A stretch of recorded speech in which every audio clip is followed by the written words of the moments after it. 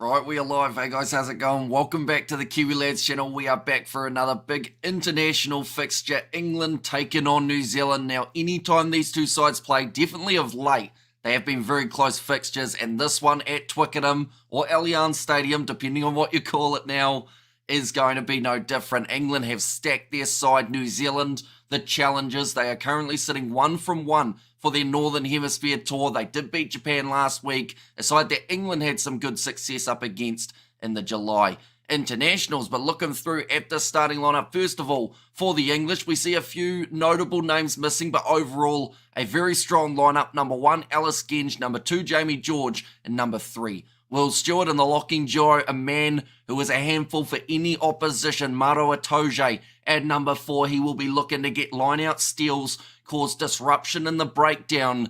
And last time these two sides played, New Zealand didn't handle him that well, so we'll have to wait and see whether there have been drastic improvements and whether they can shut Itoje out of the game. George Martin will be partnering with him in the locking duo. But yeah, I think those locks are definitely going to be crucial for the way that England are able to play. Chandler Cunningham himself at number 6, Tom Curry at number 7, and then Ben Earl as the number 8. Him versus Savia is a very entertaining and very exciting head-to-head. Both love to get their hands on the ball. Ben Earl, the most carries throughout the Six Nations. Ardie Savia, the most throughout the Rugby Championship. Ben Spencer and Marcus Smith are the 19 combination. Now, we've seen Smith floating between 15 and 10 throughout 2024, and funny enough, his opposition in this game, Beauden Barrett, has been doing the exact same thing. Ollie Lawrence in the midfield, of course, a ball of power as that inside centre. Henry Slade on the outside. Tommy Freeman out on one wing. Emmanuel Fiiwai-Bosa, we did get to see him up against the All Blacks in July, causing the Wings quite a few problems. So I don't see this game being any different. And then George Furbank at number 15. Looking through at the All Blacks starting lineup, number 1, Tamaiti Williams. Originally, it was known that Ethan de Groot was going to have a very good shot of being that number 1, but with breaking team protocol means giving opportunities to other teammates. And Tamaiti Williams, he is an absolute man mountain, and he's got a big task ahead of him here, because if he has a great game, could confirm his spot for the rest of the November tour. Cody Taylor at number 2, one of the most informed hookers in world rugby at the moment, and Tyrell Lomax as the number 3 in the locking duo. Back to what the All Blacks used throughout the Rugby Championship. Scott Barrett, the captain, at 4, and Tupavai as the number 5. Now, I talked about informed hookers, and Tupavai at the moment is an informed lock. It would have been pretty harsh if he had been dropped from the side after his recent performances. Patrick Tuipulotu, he had a man-of-the-match game up against the Japanese, but he will instead be making his way off the bench. Wallace Satiti back in that number 6 jersey after playing 8 up against Japan. Sam Cane at 7. He has only played England once in his All Blacks career. That was the 2019 Rugby World Cup semi-final. Now, a lot of people will remember how that match went. Sam Cane, he wants redemption. He wants to get a win under his belt up against England before he hangs up the international boots, and perhaps this game at Twickenham will be his opportunity to do so. Ardie Savia as the number 8, a busy man with ball in hand. Him and Satiti in that loose forward trio can be extremely handy for the ABs. 19, Cortez Aratama and Beauden Barrett, 2 straight switches from the Japanese game. Geordie Barrett returns from his injury to play number 12. Rieko Ioane on the outside at 13, and the back 3. This is a dangerous one. Caleb Clark, Mark Talia, and Will Jordan at 15. But I hope you guys are all doing very well. It is either afternoon where you guys are, or it is an early morning start for you guys here in New Zealand. And I hope you're all excited for this matchup. We have got there the England-Samoa Rugby League game has taken place, so a lot of English sport happening at the moment. That is for sure. All Blacks by 15, says Justin. Let's go AB, says Wade. The ref is cheating, says Mr. Marmite. Well, the ref hasn't even made his way onto the field at this point, and at least the eggplant isn't there. The thing is it bad that I know exactly which player you're talking about, Kurt, even though we haven't said any names? All you've said is an emoji. Of course, not there for the English in this contest. Let's hope I can stay awake for the AB's XP, and of course, they are going to be going head-to-head up against Munster, taking place a little bit later on. Daniel Eastie is in the chat, as said So Real Hamish. So welcome in, Daniel. How did you guys go in your cricket today? Do let me know. Hopefully it went all right, and congratulations, Tonga in the league. Yeah, an absolutely outstanding game between Tonga and New Zealand. Of course, New Zealand would have loved to get themselves a win, but they were 24-0 down, and that is something that in this game neither side can afford to be. In terms of allowing your opposition to start well, we've seen the All Blacks in that last 20 minutes, they have struggled to get themselves over the try line, and if it wasn't for a double from Ruben Love last week, the All Blacks could have found themselves in that exact same position. So the question is, who is on this bench and who will have the biggest impact when it comes to that last 20 minutes? And honestly, I think it's Patrick Tuipulotu. I think it's a really good choice having him making his way off the bench. Same with Cam Roigard. Those two can change the game for New Zealand. The last time that these two sides, it was close. The time before that, it was even closer. So you need something, an X factor later on in a game, and I feel like those two that I just mentioned can bring that. For the All Blacks, for England, they've got a few handy players off the bench as well. Alex Dombrandt is available. Ezekwe in that locking duo. Ben Curry there at 20, so the twins just switching in and out in that loose forward trio. And then also George Ford for a bit of experience at number 23. Let's go the ABs listening in Spain. Thanks, Hamish, says Gary. Welcome in, mate. Hope you're doing extremely well. And how should ABs overcome England's rush defence, says Eugene. It's going to be a great test for Beauden Barrett because you're in that scenario at the moment that Damien McKenzie has been heavily criticised over the last 12 months. And it is mainly because of the way that he handles rush defence. Well, that was part of it. He also smiles at the post and whatnot. But Beauden Barrett could find himself in the exact same position. Now, as a fullback, which he has played in the past up against England, you have a little bit more time to create opportunity. When you fly half, they're right up in your face. So this is going to be a great test for Barrett. And Cortez Ratama as well, because he will have to get that ball out as quickly as possible. We have got there, you might want to open the Kerr package now in the event you want it for today's streaming.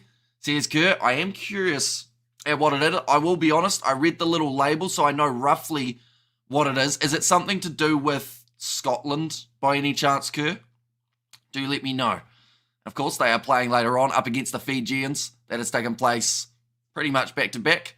We have got there, what do you think of Tonga, says Manny M. If we're talking about rugby league, they had a really, really strong first half, and they did well to hang on in the second as well. I'm hearing the England, says Manny M. Will we see the Ollie Norris confusion again? The thing is, if we do, it would definitely fit the mould of what we've done every other time that Ollie Lawrence has played. In the lineups, I set him as Lawrence, so that is good news. So hopefully that's a sign of things to come. Up for the game, the All Blacks by 22 points. At what time are they playing? All Blacks been waiting all day, says Johan, so they will be playing in 33 minutes' time. So it's still a little while, but of course before then we will be looking through at the sides, a few of the stats, the head-to-heads between these two teams. I think the only hurdle ABs will have is the game against France, says G. And this is going to be a cracker, says Chad. See, that's the thing. We can't underestimate these two sides in front of them before that French game, though. Not specifically Scotland, no. Although there's a bit of a story. Remember, I sent it before the squads were announced.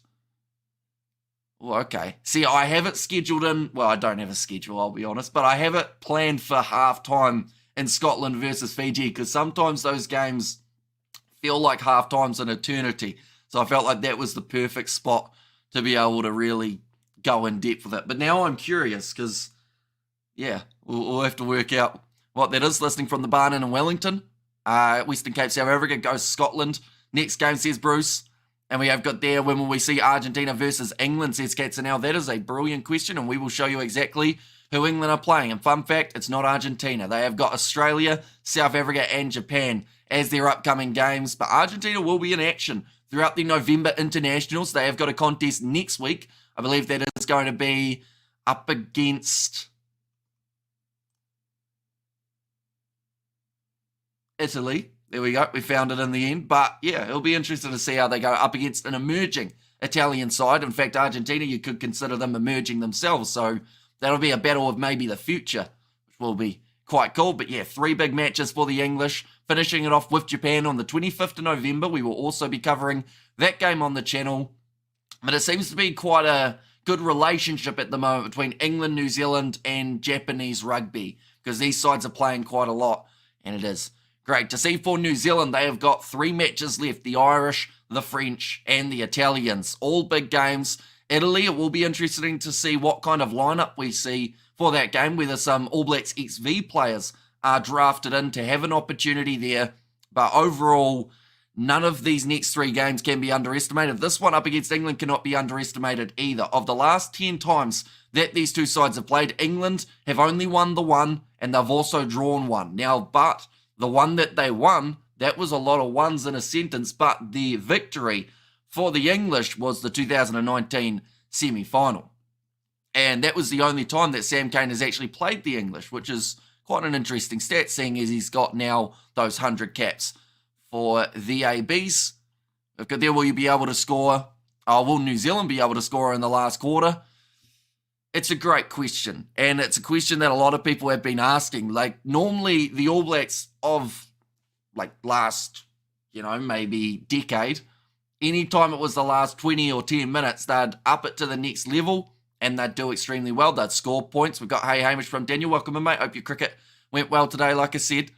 And we have got there, England is stuck in Argentina. We want revenge from that World Cup, says Katzenell.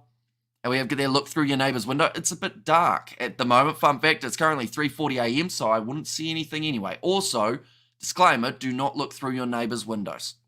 Just thought I'd put that out there. New Zealand to win, says Marion. And now I've not actually placed a bet on this game, says Kerr. Well, you certainly have on Scotland, Fiji, though. Hopefully it does go well for you. Have you played, says Daniel? Yeah, I played for 2nd grade today, and then our 2nd game of T20 got rained off.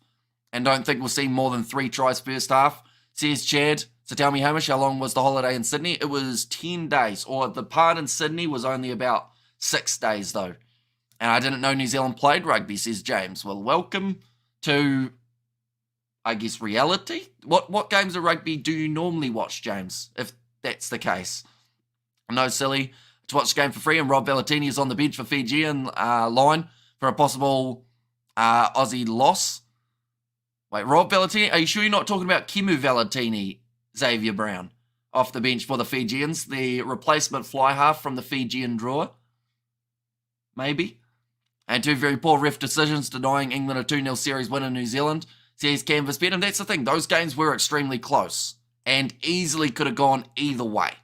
And we've got the results here, as you can see, for New Zealand, 16-15. I believe England did enough to win that first game, and they were extremely unlucky. Second game, New Zealand winning it by 7, a little bit more convincing, but still not a massive scoreline like we saw for New Zealand up against the Japanese last week. Now, a lot of changes have been made to this AB side since that game. There is no Billy Proctor. Anton Leonard-Brown moves from the starting lineup to the bench. Same can be said about McKenzie and Roygaard and Tuipulotu and Finau, and the list does go on. But I think that in terms of the impact that we saw from that Japanese game, at line-out time it was Tuipulotu. The running game, it was some of Samapeni Finau and Mark Talia, and then also some brilliant work from Wallace Satiti, and he has proved time and time again, no matter where you put him in that loose forward trio, he's going to give you 110%, and he's going to really be an impact player out there on the field. So I played point thirds, and we bet Ron Carley. Also, you bet your old side in that case, Daniel. That must have been up in Timaru, I'd assume, or maybe Pleasant Point. I played seconds for point, but we had to default because we didn't have enough. Says Daniel Easty, and get that coffee in your stomach before the game, mate. It's still early in New Zealand, says G. Yeah, it is currently sitting at 3:43 a.m. New Zealand time. Hi, Hamish, says 123 MS. Welcome in. If you are doing well, I'm hoping for a Tri-Fest money in the bank, says Kerr there. It would be very nice for yourself. You've backed them. You've gone big. Or they say go big or go home, but you're currently, I believe, still home, so you might get both in this case. John O said, great channel. Thank you very much, mate. I think England may just pull off a win by 11. Ooh. Okay, so going quite a large margin in favour of the English, and that's the thing. When we look at this English side on paper, they have the ability to score a lot of tries. Fiuwai Bosso out on the wing. You've got Marcus Smith, who has that X factor, playing at number 10, and he just needs a little bit of time under his belt. He did play 10 in, I believe, one of the 2 matches up against New Zealand. How's the weather, says Mashihu. From what I saw, it was overcast in the background. I'm not too sure whether or not there is any rain in the forecast, but as soon as we get the weather report, of course, we will let you know how long for the kickoff. It is currently 25 minutes away, so we're not too far from the start of this contest. My bet is England will win by a conversion. It could be that close, and that is why every kick will be extremely important. And the question for New Zealand is, how is Beauden Barrett's kicking going to go? Because anytime that it's outside of that 45 metres, are we going to see Geordie Barrett line it up? Or are they going to do what they did with Damian McKenzie and try and really get Beauden to sink the slipper into it, or possibly just kick for the corner? We know that the All Blacks like to be aggressive, and if they feel they're on the front foot, they will look to put it into the corner, and they'll look to put the English under pressure. Fiwa Bosso will be a star today, says Holly. Yeah, I think he's going to be a real handful out on that wing. But then saying that, Caleb Clark is also in a very good position. And hi, please put kickoff times in all your match descriptions if possible, says PS, as in like the description of the video, or like the live stream PS, because we have got it there. It's up there 4:10, so then all you got to do is convert that from New Zealand time. So if you're in South Africa, that'll be 5:10. I believe it's a 5:10 local kickoff time in England as well. Correct, refs are horrible, says Outlaw. In an ideal world, ABs will decide they have been underperformed for too long. Today we'll just run in tries that require the highlight reel to be on ucorn.com, says Kerr. And we have got there, can we say that when Richie is at 10, Caleb Clark is useless, says Katzenell.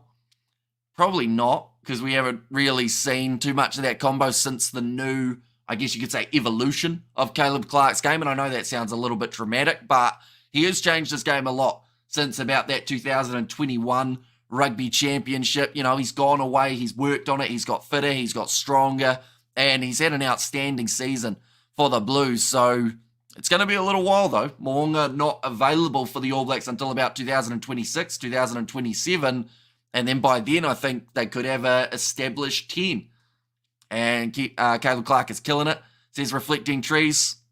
And Geordie to take the long kicks, says Mashihu in there. And also we have got there, England got a kick.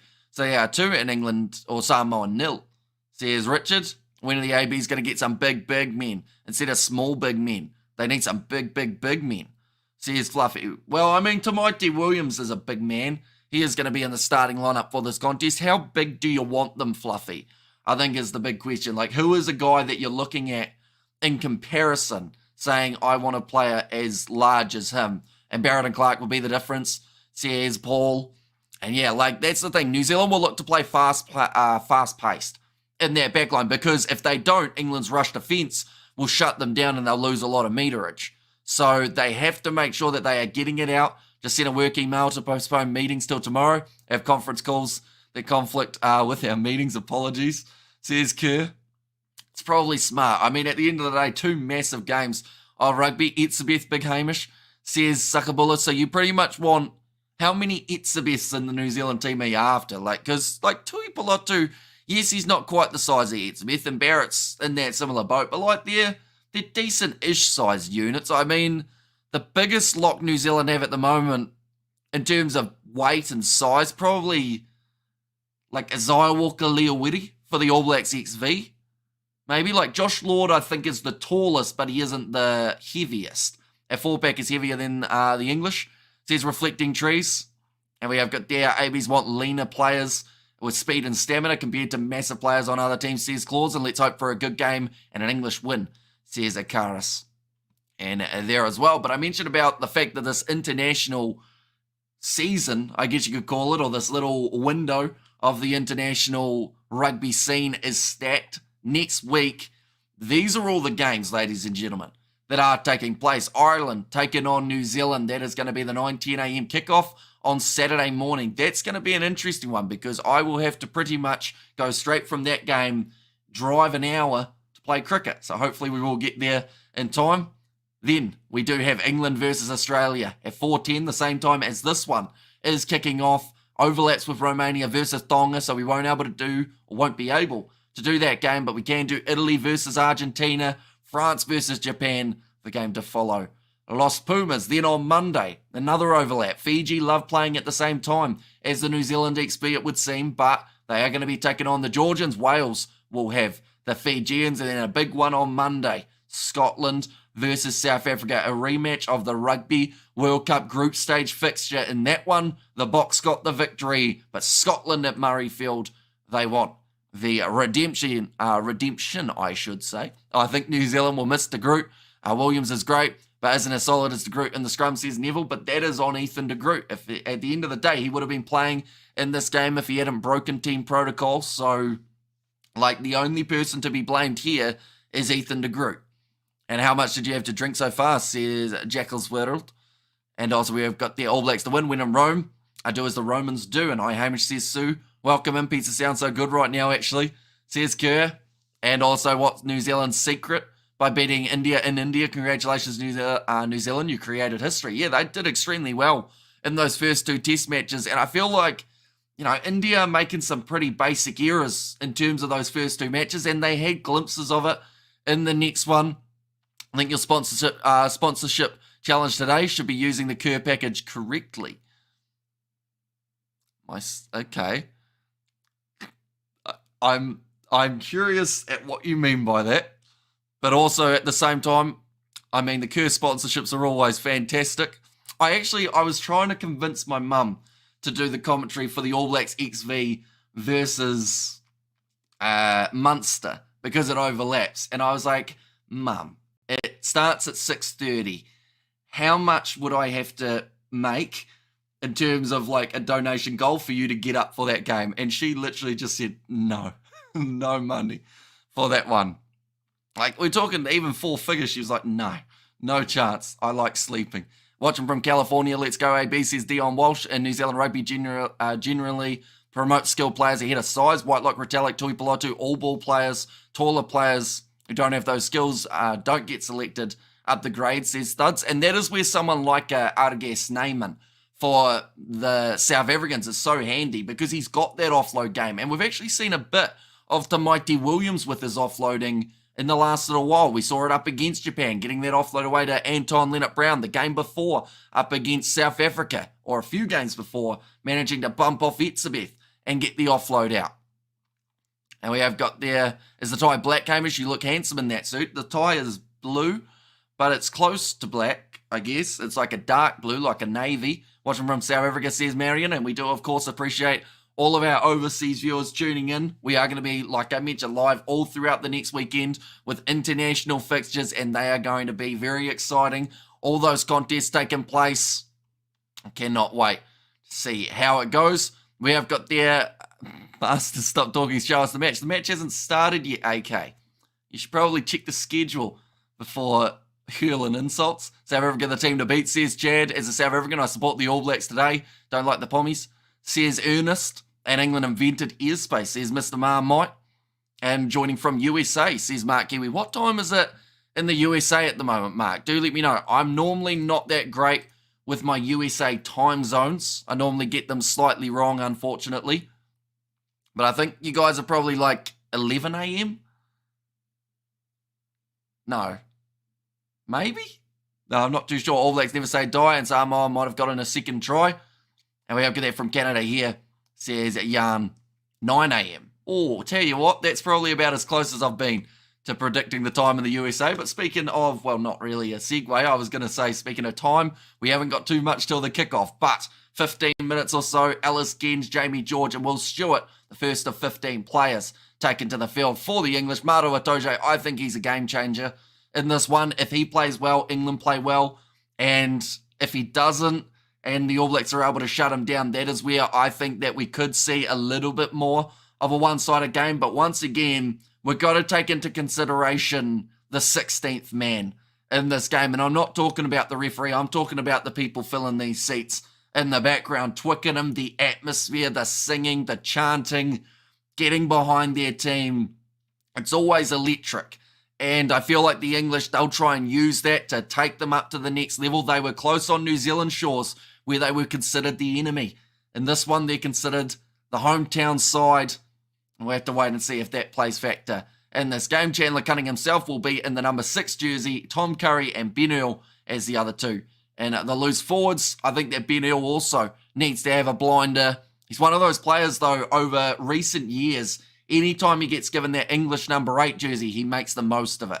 He puts his foot down. Him versus Savia, I think, is also going to be immense. Ben Spencer as the number 9 with Marcus Smith at 10, Ollie Lawrence and Henry Slade in the midfield, then Tommy Freeman, Emmanuel Fiwa-Bosso out on the right wing, and George Furbank at number 15. Looking through at the All Blacks starting lineup, due to breaking protocol, it means that Tamaiti Williams gets that start at number 1, Cody Taylor at 2, and Tyrell Lomax slots in as the 3, Scott Barrett and Tupa Vai in the locking join. Now, Vai has been in terrific form, and there were slight chances that maybe they would consider going with Tui Pelotu, but I do like the fact that Tui Pelotu is off the bench to try and help the All Blacks in that last 20 minutes. Wallace Satiti at number 6, Sam Cane at 7 for his second time ever playing the English. The last was the semi-final of the last World Cup, the one prior, of course, 2019, and then Adi Savia as the number 8, Cortez Ratama and Bowden Barrett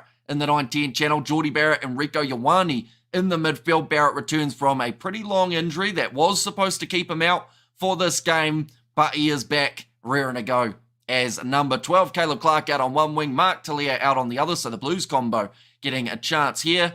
In fact, when you look at the back line, if you consider Bowden Barrett a Blues player, you got 4 of them in this side. Geordie Barrett, Will Jordan and Cortez Ratama representing the other sides, and no Highlanders in sight due to De Groot not being in the team. But that is the starting lineup. We are only less than 10 minutes away, or in fact less than 15 minutes away from the start of this contest. As a Brit, I think that recent games for New Zealand, while the England boys haven't had time to gel, I will count in the favour of New Zealand, says Doug Peel Skates. And it is a little bit similar to what we saw in July. Of course, we've got to remember England had that warm-up game up against the Japanese before heading into the first game where they were defeated by the 1 point. So now the shoe is kind of on the other foot. We have seen New Zealand get the warm-up game rather than England.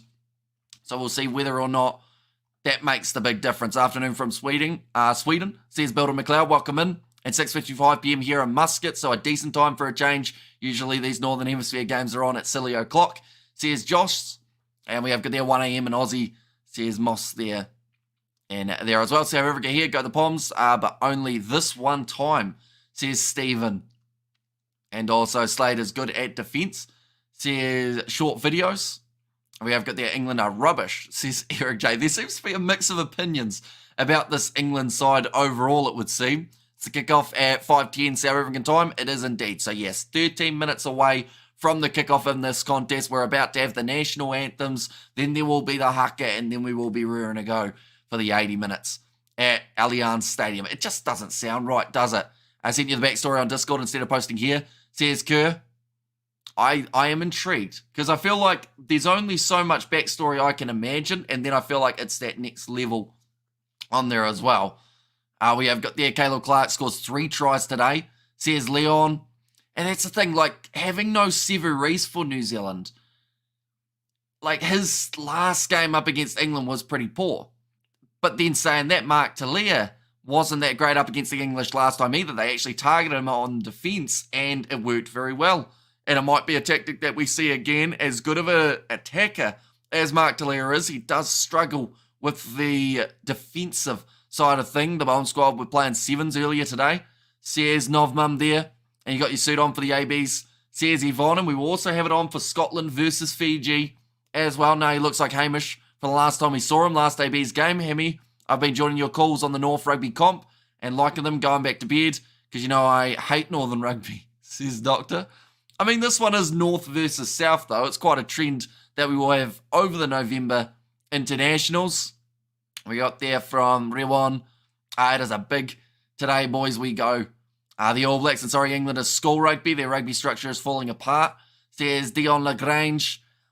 But that's the thing, like this international side, I do still think sometimes people do underestimate them a little bit. Like, they have had some really strong performances as of late, almost beating New Zealand twice in New Zealand. But of course, almost are not victories. We saw them only lose by 1 point in that last Rugby World Cup in a game that, once again, they could have got the victory if they were just a little bit more clinical.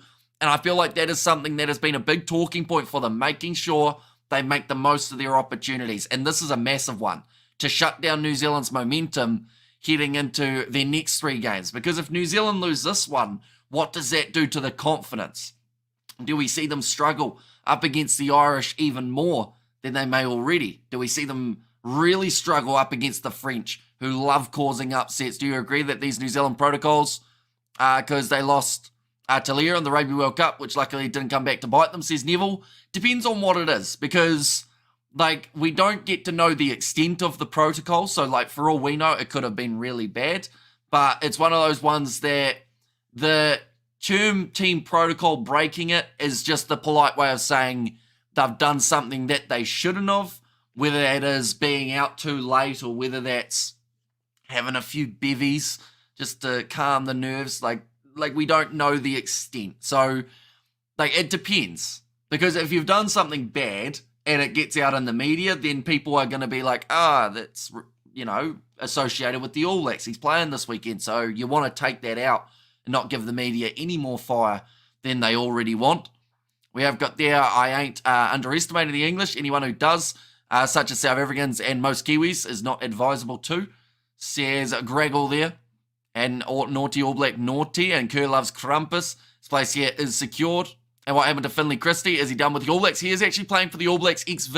They will be playing in a short moment, only a couple hours' time, and they are going head-to-head with Munster. And, he's actually done very well throughout the NPC for the Tasman Marcos. These two sides just about to make their way out onto the field. Looks like a sold-out Twickenham. The win predictor as New Zealand is the 61% favourite, 38% chance for England, and a 1% draw. In this matchup, the weather, it is 13 degrees Celsius with only a 7 miles per hour wind, so great rugby conditions for an afternoon game of rugby. I think they will do Kapa o Pango, says Novmum there.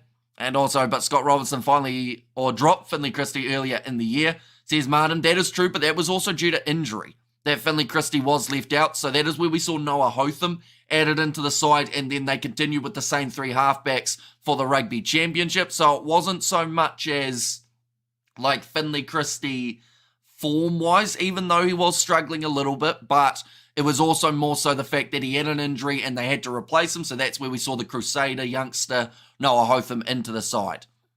And it just shows how, I guess you could say, harsh the reality of international rugby is. If you're injured, someone's going to replace you, and if they do well, you've lost your spot.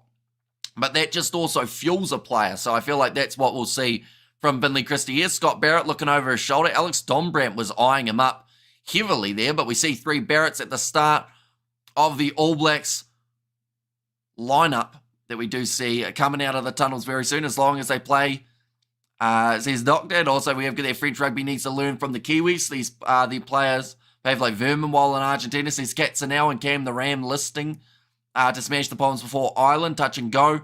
Ulster, why not come up here? All Blacks too scared, says Cameron Tate. I mean, we see the All Blacks XV play in Munster, so that is a good sign. Maybe we'll see a few more. Keep your shirt on, says Eric J. I intend to. Yeah, I'm not going to take that off. And quick question, has anyone made love on the beach and utilised sand? Oh, that's an interesting question as the teams make their way out of the tunnel. Now, I should mention, anytime I refer to Twickenham, it's because I don't want to call it Allianz Stadium. Nothing against the new name. It's just, this is Twickenham, isn't it? At the end of the day, it's the same as Ellis Park now being Emirates Airline Park. Certain grounds just feel wrong having a sponsor's name in front of it. So you will hear me refer to it as Twickenham quite a bit. Wishbox, we're playing the England and French. Says Ronnie there. I mean, they are going to be playing the English, I believe, for their second game, I want to say, in their Northern Tour. They are playing Scotland for the first. But yeah, only 3 matches for the South Africans coming up. Twix is always Twix, says Nicky95. The two sides now on the field getting ready for the national anthem. So tell me, Hamish, ask Kerr what the scoreline is going to be. So Kerr, since you are a time traveller, would you like to let Mornay know the score for this contest? I will mention anyone who is new to the channel. Of course, be sure to leave a like and subscribe. It is greatly appreciated. You all being here. And do let me know your score predictions for this game as well. My score, when I did my prediction during the week, was 25-18 in favour of New Zealand. So we'll see whether or not that is close. And hello from Ireland, Padraig O'Brien here. How you doing, lads? Hamish says Padraig. Very excited for this game. National anthems just about to take place. I can tell you right now, God Save the King is going to be extremely loud. I'm going ABs by 7 and 13. or by between those two. Hey, watching from Portugal, hello, says Rafael. Welcome in, mate. If you are keeping well. We've got a little bit of a silence at the moment. Right. Oh, the New Zealand national anthem has started. Okay, they don't have a singer for this one by the sounds of it. They've just gone with the instrumental. In this case, a little bit of a unique rendition, you could say. Sounds like a trumpet is involved, or maybe an oboe. Oboe, tuba. There's instruments. I didn't pass music at school. I did it quite a bit because it was easy, but then I failed it. So I would love to see what Razor has learned after the Rugby Championship, because he hasn't convinced me. Thanks for the great commentary, says Conrad. Thank you very much for the New Zealand national anthem. Heard half of it. Now the second half taking place. We have there 23 or 27-23 for the All Blacks. Remember, All Blacks has gotten stronger in their connection, and their connection has gone better since they played against England in July. Says Martin, yeah, we've got to remember that was the first game for New Zealand under their belt, under Scott Robertson, and now they've had quite a few more games, about 8 or 9, I believe, since that moment watching in the US, and Peacock still hasn't started yet. That is a concern, seeing as we're only 4 minutes away from the kickoff, so hopefully they do kick it in very soon. But while we've got the New Zealand national anthem, we will go through this New Zealand side, ladies and gents, looking through Tamaiti Williams, Cody Taylor, and Tyrell Lomax as the front row. Scott Barrett and Tupavai in the locking duo, with Wallace Satiti, Sam Cane, and Artie Savia in the loose forward trio. Cortez Ratama and Bowden Barrett both not playing in the last week's game, both getting the opportunity to start up against the English. Geordie Barrett returns from his injury at number 12 with Rico Ioane on his outside. Caleb Clark, Mark Talia, a couple informed Blues wingers, and Will Jordan back at number 15. Looking through at the starting lineup for the English, it is Ellis Gens, Jamie George, and Will Stewart in the front row. Maru Atoje and George Martin in the locks, with Chandler Cunningham South, Tom Curry, and Ben Earl in the loose forward trio. I think that the locking duo, as well as the loose forwards, is where this game would be won for England if they get themselves the victory. Of course, they've got X Factor in this back line, but it is always said that your forwards determine who win the game and the backs determined by how much. And these guys need to front up, which I believe they should be able to do. Ben Spencer and Marcus Smith as the 19 combination. Ollie Lawrence and Henry Slade in the midfield, with Tommy Freeman, Emmanuel Fiwai Bosso out on the wing, and George Furbank at number 15. We have got there, Jubro, watching from Henderson. Says Arcade of Dreams, welcome in. We got a new member on the channel. Peter, thank you very much. You now have access to the exclusive Kiwi Lads emojis. We have to add more of them, so hopefully that will be happening very soon. We have got there Love Barrett at fly half, but your best fly half plays in Japan. Richie is a scary player, says Conrad. And 27 points to 18 for England, says Mornay, as that prediction there. We are now ready to go for this contest. The haka will be taking place now, ladies and gentlemen, and then we are ready for what will be a battle out there on the Twickenham field.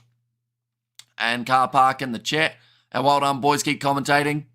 I'm in Northern Cyprus, says Salah. So welcome in. Hope you are doing very well and you're excited for this game. The crowd are loud. And I have a feeling that with what has been happening back and forth in the media, we're going to see this English crowd perhaps try and drown out this haka a little bit. How's it, Hamish from GQ in South Africa? Says Sean. Yep, the English chants that we normally hear at the football, we are hearing here for the haka. And the English side standing strong in formation.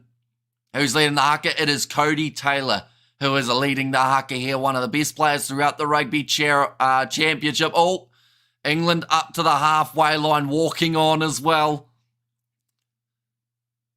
The All Blacks fired up for this one. This game already has that big match feel. It seems like both of these sides are ready to just go out there and put everything on the line. How have you been, says Caitlin? Doing very well. Hope you are doing well too, Caitlin. It is great to see you. Yeah, hopefully you're excited for this game, as well as Fiji-Scotland. That one has taken place. Next contest that we are doing. Hey, mate, looking forward to the commentary. Love last week's commentary, says Chapster. Thank you very much. Cody Taylor has not broken his gaze towards this English side, and the All Blacks now marching towards the halfway as well. Cameramen are going to get a little bit crushed in the middle of this by the looks of it. I've got the mint sauce for like some lamb or something. But both sides only about 5 metres away from each other now. A nod of approval from the English. And both of these sides now ready to go. What times are the other games? The next one has taken place in 2 hours, 30 minutes time. And that is Scotland versus Fiji. That is the only other international game if you don't include New Zealand XB versus Munster. And then all the other games that are kicking off next week is when we start to see the likes of South Africa, Ireland, etc. all in action. Alice Genge in that number 1 jersey going up against Tyrell Lomax. Front row scrums. We don't know how this one's going to go. And haka was spicy, says Rodney. And we've got there, where's the haka? The haka just happened. It was near the halfway line, both sides marching forward, missing your voice, and the chat's banter, says Caitlin. So yeah, hopefully you've been keeping well and you're excited for not just the rugby, but also for the chat, like you said. We've got some interesting comments already. Someone told me to keep my shirt on, so that's good news. But it's going to be interesting, this All Blacks backline. 2 Barretts. In fact, we've gone from no Barretts up against Japan to now we see 3 Barretts up against the English, all in the starting lineup. Who do you think is going to score the first try, and what is your in-game prediction? My score prediction is 25-18 to New Zealand. That was the one that I gave a little bit earlier on in the week, so I'm still going to be going with that. And then in terms of first try scorer, I feel like it's not going to be someone who we expect, like a Tupovai or someone to cross the try line first is what I'm feeling, but we'll see. Kiwi boy watching from Sutton on the Sea. And 7-1 odds for the All Blacks to win by 6-10, says Kerr. I'll listen to those telling you to take it off, says Caitlin. But now the All Blacks are ready to go. Will Jordan, big chance for him. He didn't actually play up against the English the last time that these two sides played. Disgrace that this isn't free to watch on the telly. I 100% agree. Like, definitely, like in England as well, normally it is... Well, I mean, Ireland have been doing it extremely well for free-to-air games when it comes to international rugby. And I feel like England, they should be the same. Did Hamish trick or treat? No. No, I did not. And New Zealand must cool down. They are way too close for my liking, says Mornay. But the All Blacks, they will be kicking this one off. Beauden Barrett, getting them ready to go. And we are now kicked off, rearing to go at Twickenham, ladies and gentlemen. Beauden Barrett kicks off deep into the English 22, and it's claimed by Ben Earl, the man who had the most carries out of any player throughout the Six Nations. He's already had the most carries throughout this game, seeing as there's only been one. What a stupid stat that is. Mark Kiss Smith, cross kick goes to Fiwai Bosso, nicely taken, but he's in touch. Caleb Clark, Smith's yelling. Who's Smith yelling at? I think he's yelling at Fiwai Bosso for not catching it clean, or maybe for going into touch. But at the end of the day, he didn't have a huge amount of space. 100k pound return. Well, if it wins, Q, you know we love a donation on the channel, of course. Now, line out throw for Cody Taylor.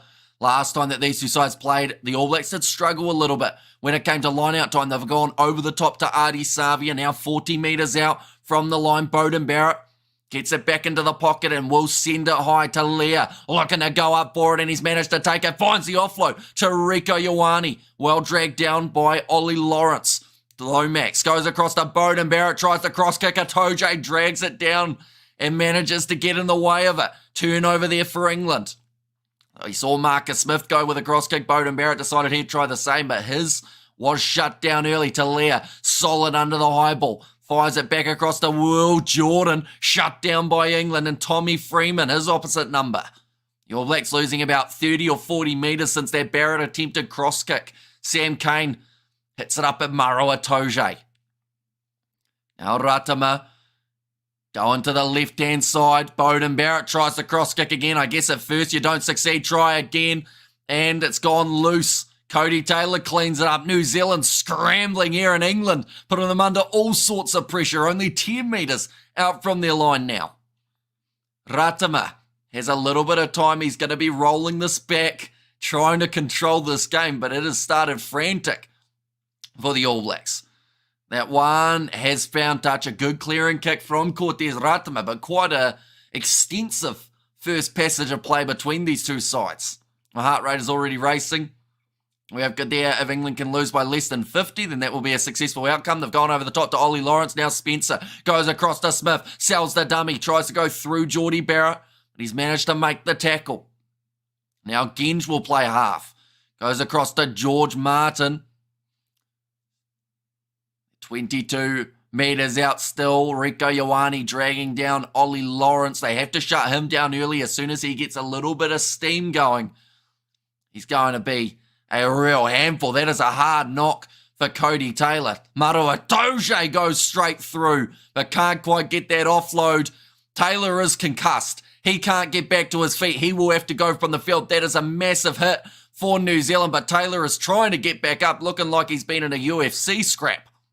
Going off to the left-hand side, Marcus Smith goes back across to the left-hand side to Henry Slade. Trying to get over the ball. There is a penalty advantage in favour of the English. Any red cards in this game? Not at this stage. All knocked on by George Martin, but they'll go back for the penalty. But this will be 3 for England, and this will be Cody Taylor going from the field, I believe. Because he tried to get back up and kept on falling forward. He looked like me when I'm just trying to run without getting concussed. But Asafo Moore, I mean, he started in the game up against the Japanese. He might have to have 76 minutes in him here up against England. We're going to see it here. Oh, yeah, Geordie Barrett running into Chandler Cunningham himself, but it was the run from Marcus Smith that knocked Taylor down. And Tongas are messing up Christchurch with their league with earlier against the Kiwis. Too much noise here. Hamish, we all want to see running, or we all want to see Hamish running. No, you don't. Like, it's just not good. My legs don't move in the way that they should, so I just end up constantly almost falling on my face, which probably makes you want to see it more. But it was a really good starting play from the English in terms of the meters that they made and the pressure that they were putting the All Blacks under. I should have put Peter Lakai instead of Sam Cane, says Martin. I mean, I would agree to a certain extent because I'm a massive advocate for Peter Lakai, but also at the same time, like, up against England, I feel like they wanted to have that little bit more experience and a few, you know, I guess certainties around it. Hamish has no feet, says Mr. Marmite, but that kick has gone over. England now leading 3-0. I would be very surprised if Cody Taylor hasn't. Yep, there he is. He's off the field. He's going to have to do an HIA, and I don't see him passing it because he tried to get back up and went straight back down. Hamish runs like a newborn giraffe. That is exactly how I run. I look like a giraffe on ice skates, and I just don't have a centre of gravity. 22 metres from their own line now, England. They are inside of the 22, so can kick this one towards the touchline. And Spencer does clear it nicely, although there was a partial touch there from Scott Barrett, which does now give England the line-out throw.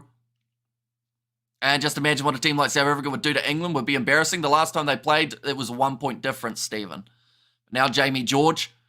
Get ready to throw this ball in. That's Cody out of the Island game then, says Jimbo. Yeah, so a big hit. Chandler Cunningham himself goes across to Martin. Now Ben Earl hit hard by Asafo Moore, who has just made his way onto the field, trying to get into the action early. Now Spencer kicks it high again. Beauden Barrett, in fact, it's Will Jordan, manages to run onto it. Sam Cane protecting the breakdown. Ratama goes across to Beauden Barrett, finds his brother Geordie. Gets back up and tries to go again. Doesn't make any extra meters. Trying to get the turnover there. Fiwai Bosso does well to get out of the breakdown. Back into the pocket again for Beauden Barrett, who will look to kick this one downfield. Nicely claimed by Marcus Smith at the back. Kicking and returning fire with a very nice kick. Jordan does not take it quickly. We have got there, so time to check the odds again, says Kerr. And also we've got there, let's go the AB, says Birdie V. And not the current South Africa team, says Chad. Yeah, although it wasn't the same English team to a certain extent. Like, it's not a mile off the one that they've got for that Rugby World Cup. The big difference is the likes of Apalele Fasi, though, wasn't getting opportunities. And now it is a big game changer, having him in form at 15. Now Ratama going off to the left-hand side. Beauden Barrett fires it back across to Caleb Clark, who will kick that one. Looking out on the full, is it? Yes, it is. But they did have the advantage, so they'll go back in favour of New Zealand. Yes, they will. Just had to make sure they still had that penalty advantage. And great game away. It's good team selections, especially the fly halves. Says Nigel. And we've seen Bowden a little bit flustered, I guess you could say, at the start of this game, trying a few cross kicks that haven't quite come off.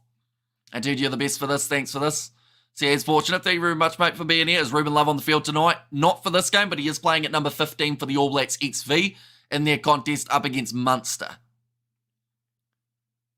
Now 8 minutes in, Asafo Moore. His first line-out throw up against Japan was not straight. Can he get this one right? He's taking his time to throw it in, and it's gone over the top. Sits up, and luckily for New Zealand, Tyrell Lomax was there ready to get the turnover. Now Ratama goes back across to the right. Wallace Satiti. When you need a couple metres, that man is the one you try and chuck the ball to. Tupavai hit hard by his opposite number, George Martin. Angus Gardner says he was falling. Now still 20 metres out. Ratama looks to the short side. Wallace Satiti flicks it out the back door to Mark Talia, who runs down the wing and scores it for the All Blacks. And just like that, they answer back, but a little bit of poor defence from England. Wallace Satiti getting the offload that was required to put Talia through in space in his 11th international try now, which is normally the wing that we see him on, the left, but not outside of international rugby. He normally plays as 14. That is a great offload from Wallace Satiti, and the try coming for New Zealand. And just beating Alice Genge on the outside for pace there. Like they've just said on the commentary, they're not too sure why he is the man who ended up out there on the wing. We will quickly update our try scorers list. Mark Talia, though, scoring it in the 9th minute for New Zealand. There we go. And kudos to Talia for not knocking on a rubbish commentary. Do you know anything about rugby or commentating for that matter? Give the listeners some idea where on the pitch the game is being played. Verbal diarrhea says David. The good news is you can leave, David. We're not forcing you to stay, but that was a brilliant try. Fun fact, they were over the try line when New Zealand scored. Dan Mark Talia again with the first try. Says Zion, and check his boots for whitewash. Says he was pretty close to that touchline, that is for sure, but kicked off now by the English. Well taken by Barrett, 30 metres out from New Zealand's line. Sorry, that was too much information for you, David, wasn't it? Safwa Moore, nicely taken. Does hit it up again. Ratama will look to clear the lines. Won't be able to kick this one out on the full. And where to watch live stream? Depends on whereabouts you are in the world. In New Zealand, it's on Sky Sport 1. Now, kick towards the touchline, and that is out. Oh, it's just bounced in the field of play. Oh, no, it was carried out, they've actually said. So it is going to go right back to where Ratama did kick it. And did your wife just leave you, bloody hell, says Kerr. Got to say, commentary is gold. Don't know what David is on about, says Chapster. And 5-3 to the All Blacks, Hamish. Don't get too excited, says Mornay Lagrange. Nicely taken by Maru Atoje, though. England in possession about that 30 metres out where Ratama did kick it out on the full. Now, going to be Spencer. That was almost a bit of obstruction there. Just English players ending up in the identical spot. Good attack and run forward. And England looking to fire back. Marcus Smith, low tackle made from Rico Ioane, missed the kick, says Greggle. Oh, wait, so England is playing SWAC? I don't know what that is. Now Spencer, back into the pocket. Marcus Smith tries to drop kick and he shanked it badly. But they did have the penalty advantage, so it is an opportunity for England to get themselves another 3. I should mention Barrett did get that kick over as well. It is 7-3 at the moment. Mate, is that your office attire? I think you need a wife in terms of cricket game. Your bowler or a batsman, says Tomo. So is that your... There's so many questions, isn't there? And then just a statement in the middle saying that I need a wife. So I don't work in an office, other than this, I guess. And then more of a batter than a bowler. We've got that public announcement. David's announcement is currently with the TMO, says Kerr. Oh, there's a bit of booing going on at the moment. Oh, nice to hear a proper Kiwi accent, says Troy. Sounds like Marcus Smith will be lining up the 3 points here. Any thoughts on New Zealand kicking so far? Been fairly poor. I mean, Beauden Barrett has been trying a few things. You know, we're seeing the cross kicks and we're seeing the kicks in behind. Not many have come off yet. And we also just saw that Ratama one that did go into touch on the full, which then gave England that kind of territory. Currently 12 minutes in, Marcus Smith. This one will be about 17 metres out on the angle. And once again, New Zealand ill-disciplined, says Rodney. And is England playing bad, says Irvin? I think they've gone all right so far. Like, they've made some good metres. So, like, they'll be happy with that.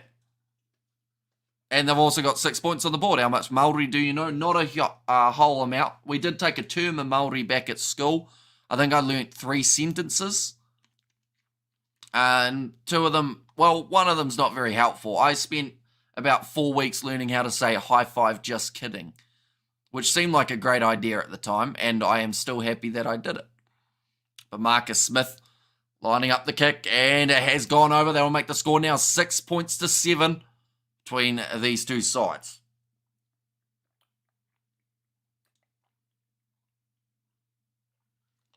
Come on, England, don't be embarrassing, says Mornay Lagrange. Shall we beat them on the 16th, says Irvin. And g'day from Florida, Hamish. Welcome in, New York. Now Beauden Barrett kicking this one off again for the All Blacks, deep into England territory. Taken in the 22 by Ben Earl. Always seems to end up underneath those kickoffs. And scoreboard ticking along, says Jimbo. And I see England brought their own referee again. Hardly surprising, says Jacques, although the referee is Australian. Fun fact. Now Ratama, turnover coming for New Zealand. Bit of a mistake there from England, allowing the Kiwis to get the ball straight back. And now Will Jordan, inside ball to Geordie Barrett, tackled by Earl. New Zealand 30 metres out. Ratama goes across, Beauden Barrett, little tip on, and then it's knocked on by Tamaiti Williams. The whistle's gone for something. I think it was the first initial knock on from New Zealand, then one from England.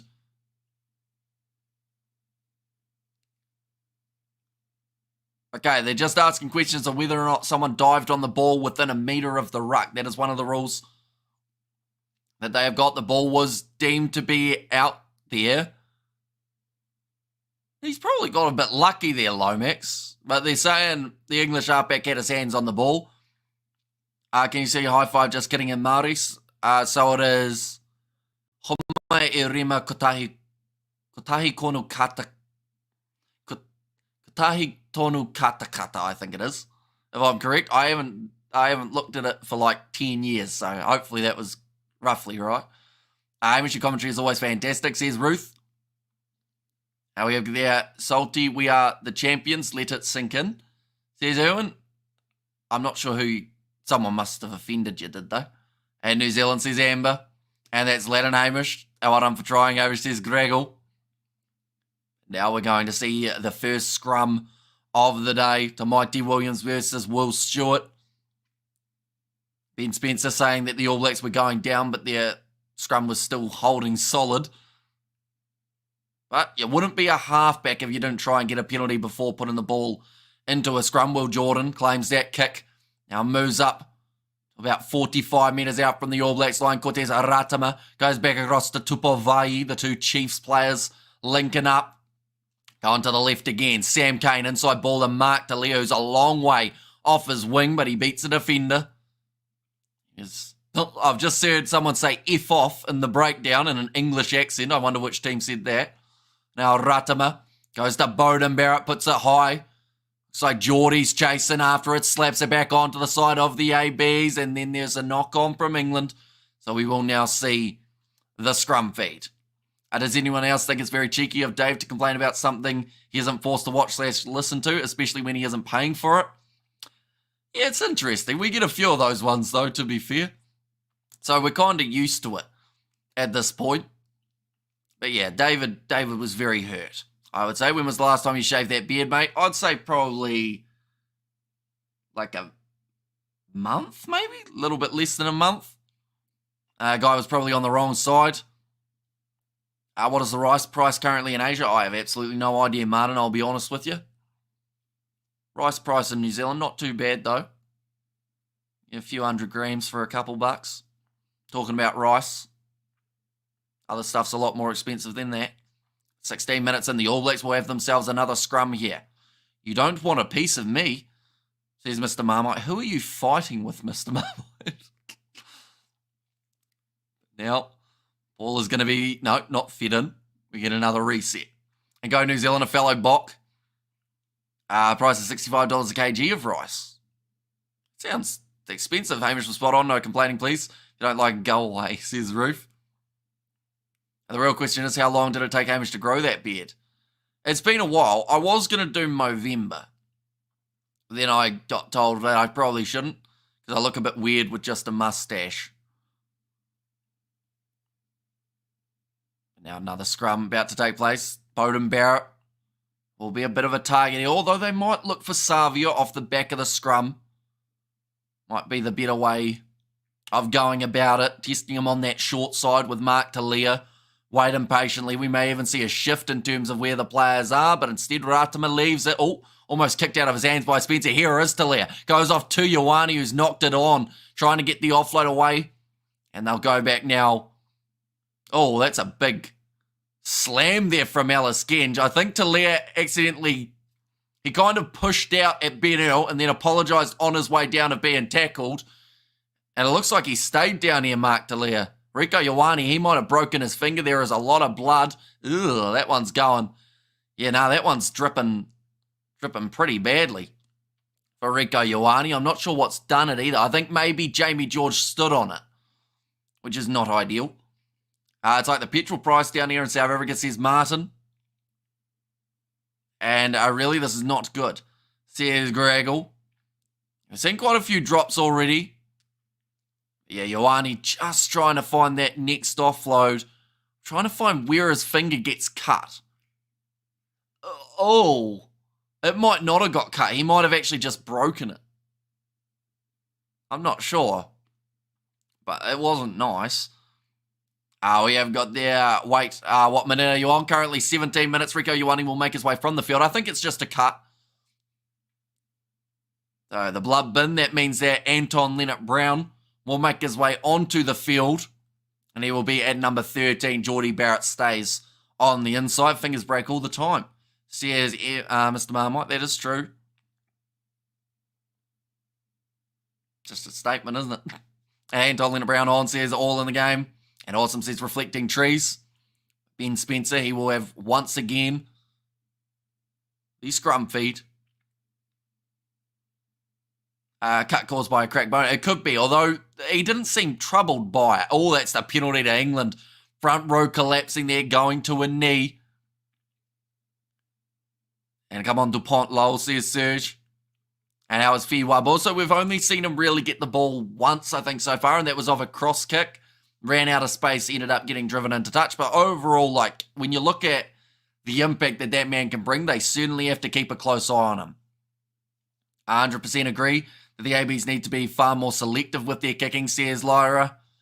And yeah, they're in that scenario of England are willing to run it back. And also in a territory game up against the English, not many sides end up winning it. Going to be kicked downfield from Tommy Freeman, who takes it nicely, but then gets bumped off.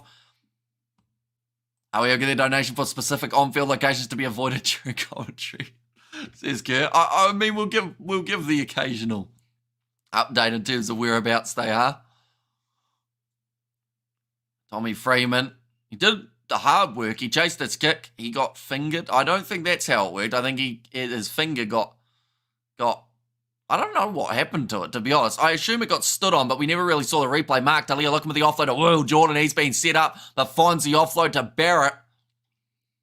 English rush defence working well so far. So tell me, Hamish, who scored? Who I think that is... Oh, who sweared? Who swore? David. But that's all right. Bowden Barrett going for the cross kick. Nicely taken by Freeman. Catching the ball above his head before he's tackled by Talia. England on the halfway line. Now, nice offload to Alice Genge. Ben Spencer. Marcus Smith. I thought he was going for a cross kick again, but he's gone for more of a bomb and up and under. And big shot coming in from Fiwai Bosso. Well handled, though, by Will Jordan. Which channel are you watching on? Currently Sky Sport 1. Cortez Aratama Looks like he's going to set up Safwa more on the short side, just trying to give himself a bit more of an angle. And Barrett should pass more, less kicking, says Mashihu.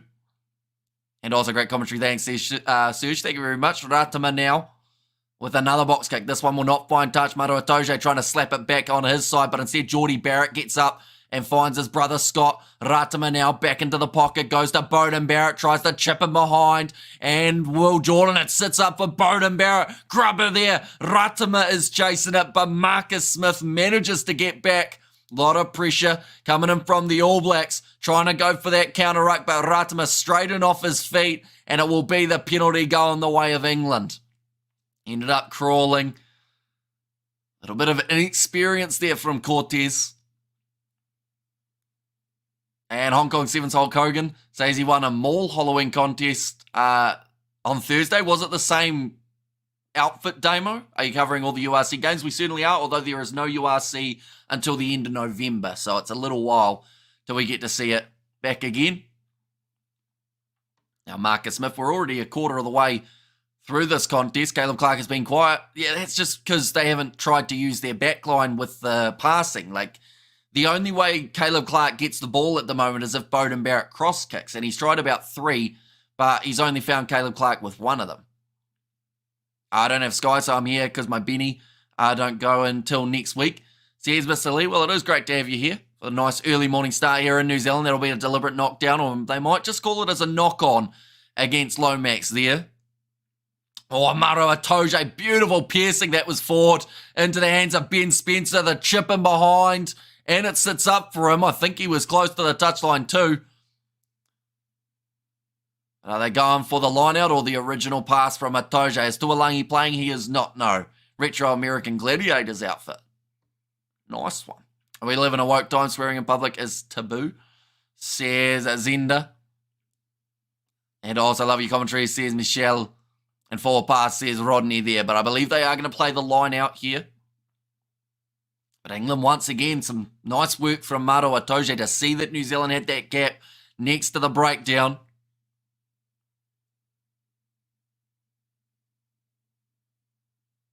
Okay, Angus Gardner, I think there was a little bit of a chat there between Angus Gardner and maybe Artie Savia. He was just talking about that 4 pass and pretty much said I was in a compromised position, so I couldn't really see it.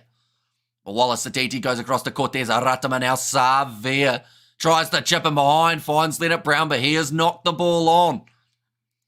And now on the halfway line, England yet again in possession, only 1 point separating these two sides. Going back across, Martin goes to Marcus Smith. Maro Itoje running down the wing. He puts the kick in behind, but it goes straight into the hands of Will Jordan. Bowden Barrett looking for the kick downfield and has found a bit of space. Won't be a 50-22 if it goes out, as it was taken outside of New Zealand's 22, but Slade off his left boot tries to find touch. Geordie Barrett claims it in the field of play. Now kicking it downfield himself. This should be a nice easy mark for Fiwa Bosso, and that is exactly what happens. 2 miss, 3 straight to Clark, says Reflecting Trees. And we are good there, so Barrett should pass more to Caleb Clark since kicks are getting him. He needs work, says Mashihu. And England brought the A game. They're doing pretty well so far, David.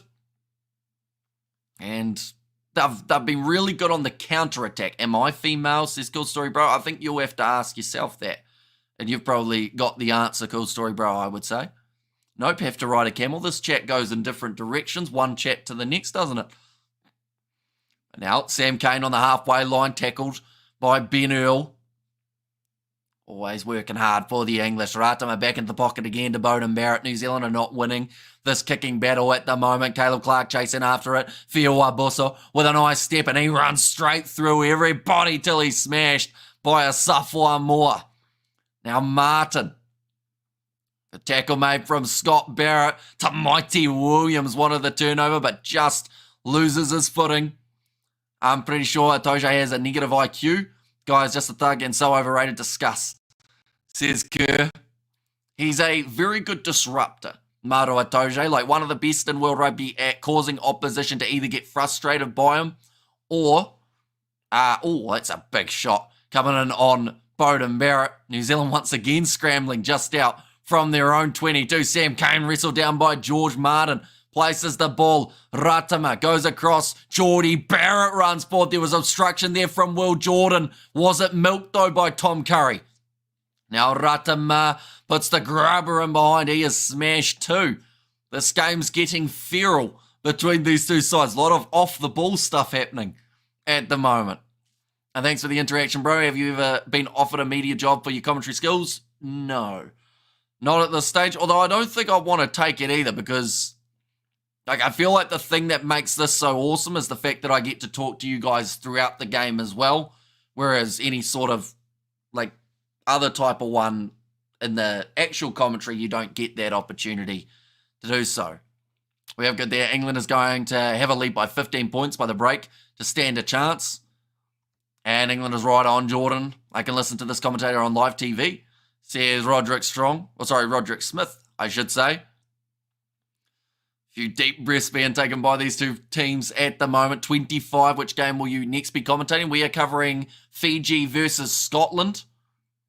And then alongside that, we will also be given updates on the All Blacks XV versus Munster, as that one has taken place at the same time. Probably makes enough money, don't need TV. That is not true, unfortunately. But we're trying. Now, Jamie George throwing the ball in. Oh, it was almost stolen by Savia, but his other arm actually ended up slapping it back onto the side of England after his his right actually managed to win it. Any update on Cody Taylor? He has not returned to the field, and I don't think he will, to be honest. He looked pretty bad. He was stumbling around like he had a few bevies. Now nice run forward from Henry Slade. England currently doing very nicely. Oh, that was a little bit of a jinx there as they have just dropped that ball. It's back on the side of the All Blacks. Hamish, you are handling that cold well. Keep up the good commentary. I didn't realise I had a cold. Here comes Wallace Satiti. Off to a Safwa Moore, 40 metres out from the line. Now Talia, skip pass out to Will Jordan. That's the most space he's had all day. He's gone for the chip in behind as well. And once again, England have managed to clean it up. Not sure what the obsession is at the moment for New Zealand in regards of trying to kick the ball constantly, but it hasn't helped them throughout this game. The only try that they've scored was when they decided to use their hands and go out wide. Are you going to do the commentary next weekend of South Africa? We certainly are. South Africa versus Scotland. It is going to be an absolutely awesome game as well. It's a great run from Wallace Satiti to initially get New Zealand on the front foot. Not sure on all these chip kicks. Well, England have now just set themselves up to be in the right position to cover those ones. And New Zealand need to adjust. They should know that there are now going to be gaps. Oh, that's a rough ball from Geordie Barrett. I think it was knocked on by Talia, but it is play on just for now. We have got the donation from John as well. Thank you very much, John. Thanks for covering this game, my friend. For the first time in 20 years, I can't go to Twickenham, as it would cost me, for 3 kids, £700. Food and travel. That is brutal. Oh, Jordan's through the gap. He'll score the try for New Zealand. Sorry for interrupting the comment there, John. We will get to it in a very short moment, but Will Jordan has scored the try for New Zealand. Exactly what they needed. Guess what? They ran the ball rather than kicking it. But just going straight through. Bowden gave him the inside ball like he was playing in the NRL Rugby League, for anyone who doesn't know what that is. But then Will Jordan goes round. Once again, Ellis Genge finds himself marking a back. And Will Jordan scores the try for the All Blacks. That is in the 27th minute that Jordan crosses the chalk. And it's come at a crucial time for New Zealand as well. There we go. But yeah, £700 to go for yourself and 3 kids is very, very high. But the surprising thing is it's still sold out. So I feel like until they start not selling out games, they'll probably just keep on bumping it up a little bit more each time. That kick has gone over from Bowden Barrett. And that is now going to make the score 14 points to 6 in favour of New Zealand. Told you it's going to be a drubbing. And that's just poor defence. England had the numbers to cover there. Says LB, any predictions for the Scottish versus Fijians game? Well, Scotland come in as heavy favourites, and I feel like, to be honest, because it's a majority of the Glasgow Warriors side, I think that they'll have pretty decent chemistry and go pretty well. So I'll say Scotland win by about 10, but it could be closer. I like to think it would be anyway, but Savia now taking that one inside of the 22. And they look tired, says Louis. And most people are not, they're not paying, being invited by corporates, says Noel. Yeah, so that does make it a lot easier when you're not having to pay the £700. Kicked high from Geordie Barrett. Mark Talia waiting for this one. Slap back onto the side of Ioane. Was back out there on the field, although he has dropped that ball. Got a lot of strapping on that hand, trying to hold the fingers together. Hamish, just remember my bet. We need big numbers for the next game. Says Gert, that is true. Some very big numbers. Oh, risky offload from Jamie George. It's knocked on by Tommy Freeman, who I don't think was anticipating George to be able to get that one away. But he has stayed down a little bit longer here, George. I think that's his second time being down. Again, couldn't cross the River Jordan. Says Fluffy there in Scotland versus Fijians. Fiji by 3. Says 1-2-3 MS. And Scotland can beat South Africa as well. Watch out, people, says Roderick Smith. And what's your final score? My first initial prediction that I did go with, I did go New Zealand 25, 18 to England. I bought tickets for all autumn tests for my parents, so yeah, I feel the pain of ticket pricing, says Kerr. Yeah, there's a few brutal prices around for these games, that is for sure. And then you get the ones on Facebook who say they have tickets just to scam people, so they're quite annoying. It's an expensive place to get food as well. I missed the day of it being £50 plus pie and a pint, says John. Yeah, see, like, that's the thing. As the prices keep on going up, you're going to slowly take away, like, certain audiences. And that's the thing, like, it's the same with Super Rugby. Oh, there's a penalty against the All Blacks for a tackle off the ball coming from Sam Cane there. But, like, you're in that scenario of, like, you're making it harder and harder to get people into seats because, yeah, like I said, Super Rugby did the same. There were times where there weren't stands full because they were trying to get too much money. But half the time, you make your money once they're in the door as well. The captain should take full charge, tell the lads, no more funky kicks, run the ball. And plus, in my experience, when you're in the stadium, it can be hard to hear Hamish's commentary with all the noise around you. That is true. Who was playing in that one? It was Leinster, wasn't it? Leinster versus La Rochelle, I think it was, for that game. Currently 30 minutes in, England have got the opportunity to add another 3. England have only conceded 1 penalty throughout the first 30 minutes of this game. New Zealand have conceded 6. It's a big pie, says Mr. Marmite. And we have got their, what's for breakfast? No idea yet. We'll reassess after the next stream.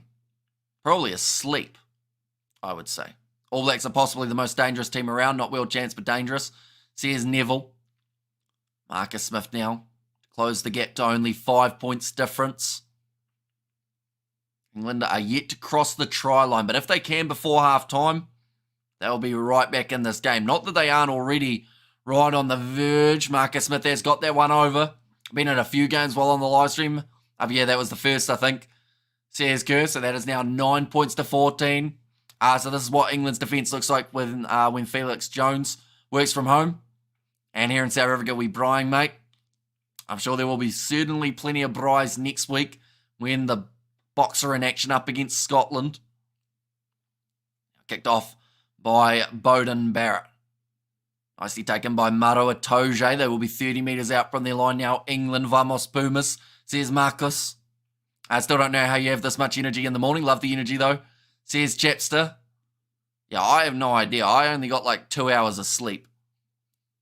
Oh, that's going to be knocked on by Tommy Freeman. Now Will Jordan goes back across to the left-hand side. Bowden Barrett, a little bit of pressure on him from Lawrence, but he's let him through. He's tried another chipper behind Barrett.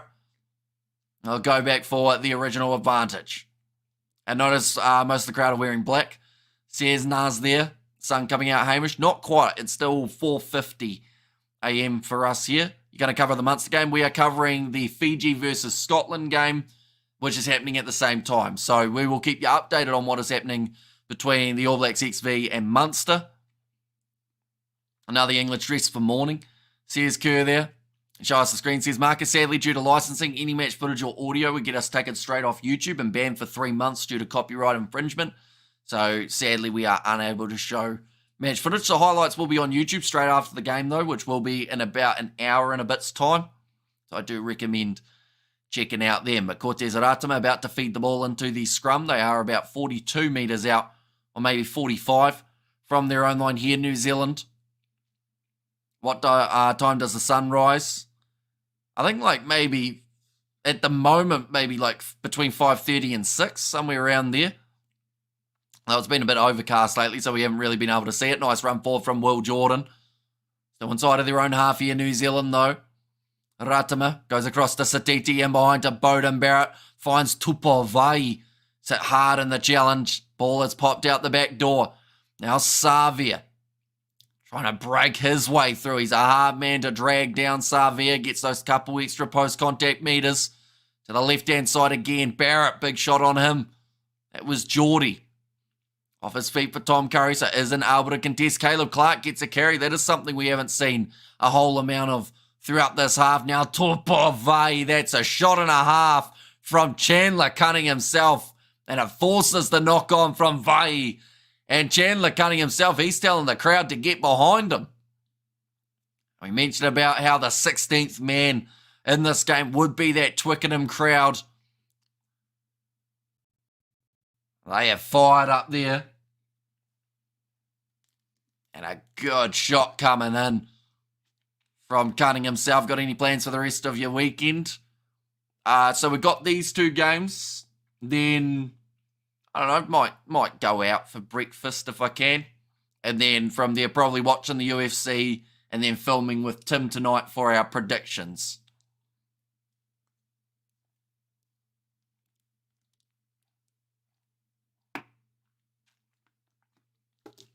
Like those there saying, Chandler Cunning himself, only 21 years old. That man is 3 years younger than me. I'm at that stage now, and I feel like a few of you guys have probably gone through this as well. How the players who are now emerging are younger than you. At Scotland versus Fiji, Hamish always mention the host nation first. I can't keep telling you. Says Bruce. I'll say it how I want to, Bruce, really. We weren't saying it in an official manner. We were just listing the teams. I wouldn't get the panties in a twist. 45 metres out. England have got themselves another scrum penalty. Ratama seemed to have a good game, just hear his name a lot. Says Roderick Smith. Now they're going to be lining up this one. It's going to add an extra 3.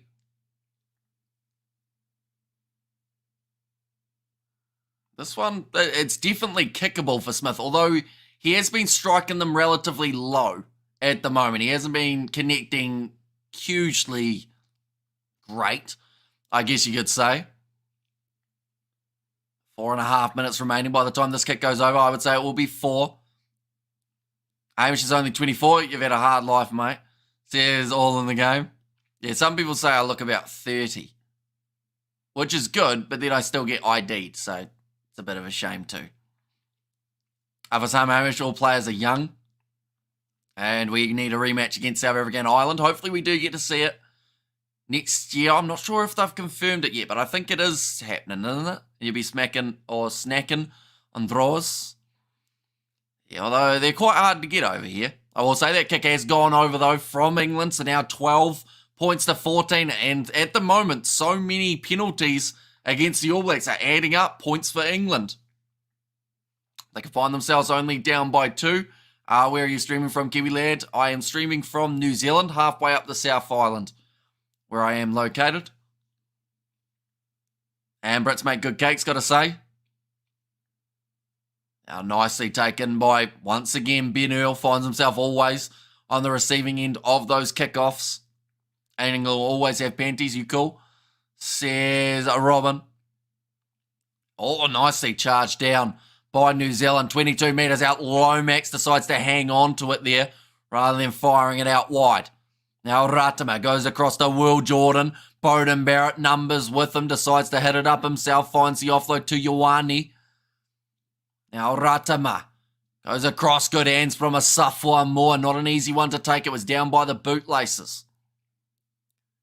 Oh, yeah, they bring on Peter Lakai. Lakai not playing in this game, but Samapeni Finau is knocked on again by New Zealand. Ball sits up. Barrett tried to kick it backwards there. That's a new tactic that you don't see too often, but here comes Wallace Satiti. Up the middle, passes out to Vai.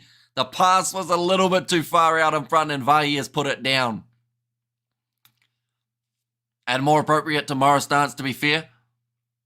And we look at their damn man finish it. And commitment and intelligence over age any day. Says Shane. And good very early morning from Dunedin. Says Miranda, welcome in. Hope you are doing well. A nice early morning start for us here in New Zealand. Jeez, it'd be a bit cold down in Dunedin, wouldn't it? It's currently 2 degrees here, and normally we're a few more than it is down in Dunners. He's had a bit of a rough game so far, but then saying that this is his first game in action since end of the Rugby Championship, so he's had about a month off, which makes it tricky for Tupavai. A few more months until I'm in Dunedin again, says Kerr. Nice. We'll have to see what we can do.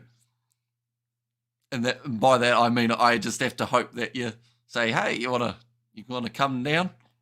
South Island not so bad. I live in the North Island, says Bruce. About Satiti though, yeah, Satiti's been in great form all throughout this year. And we have got there, are you close to Hamilton? Not really, I'd have to get a plane there. Or a boat. What was Bowden doing with that kick? Yeah, I think he was just trying to get it away from Freeman. So at the cost of losing about maybe 15 or so metres if he had connected.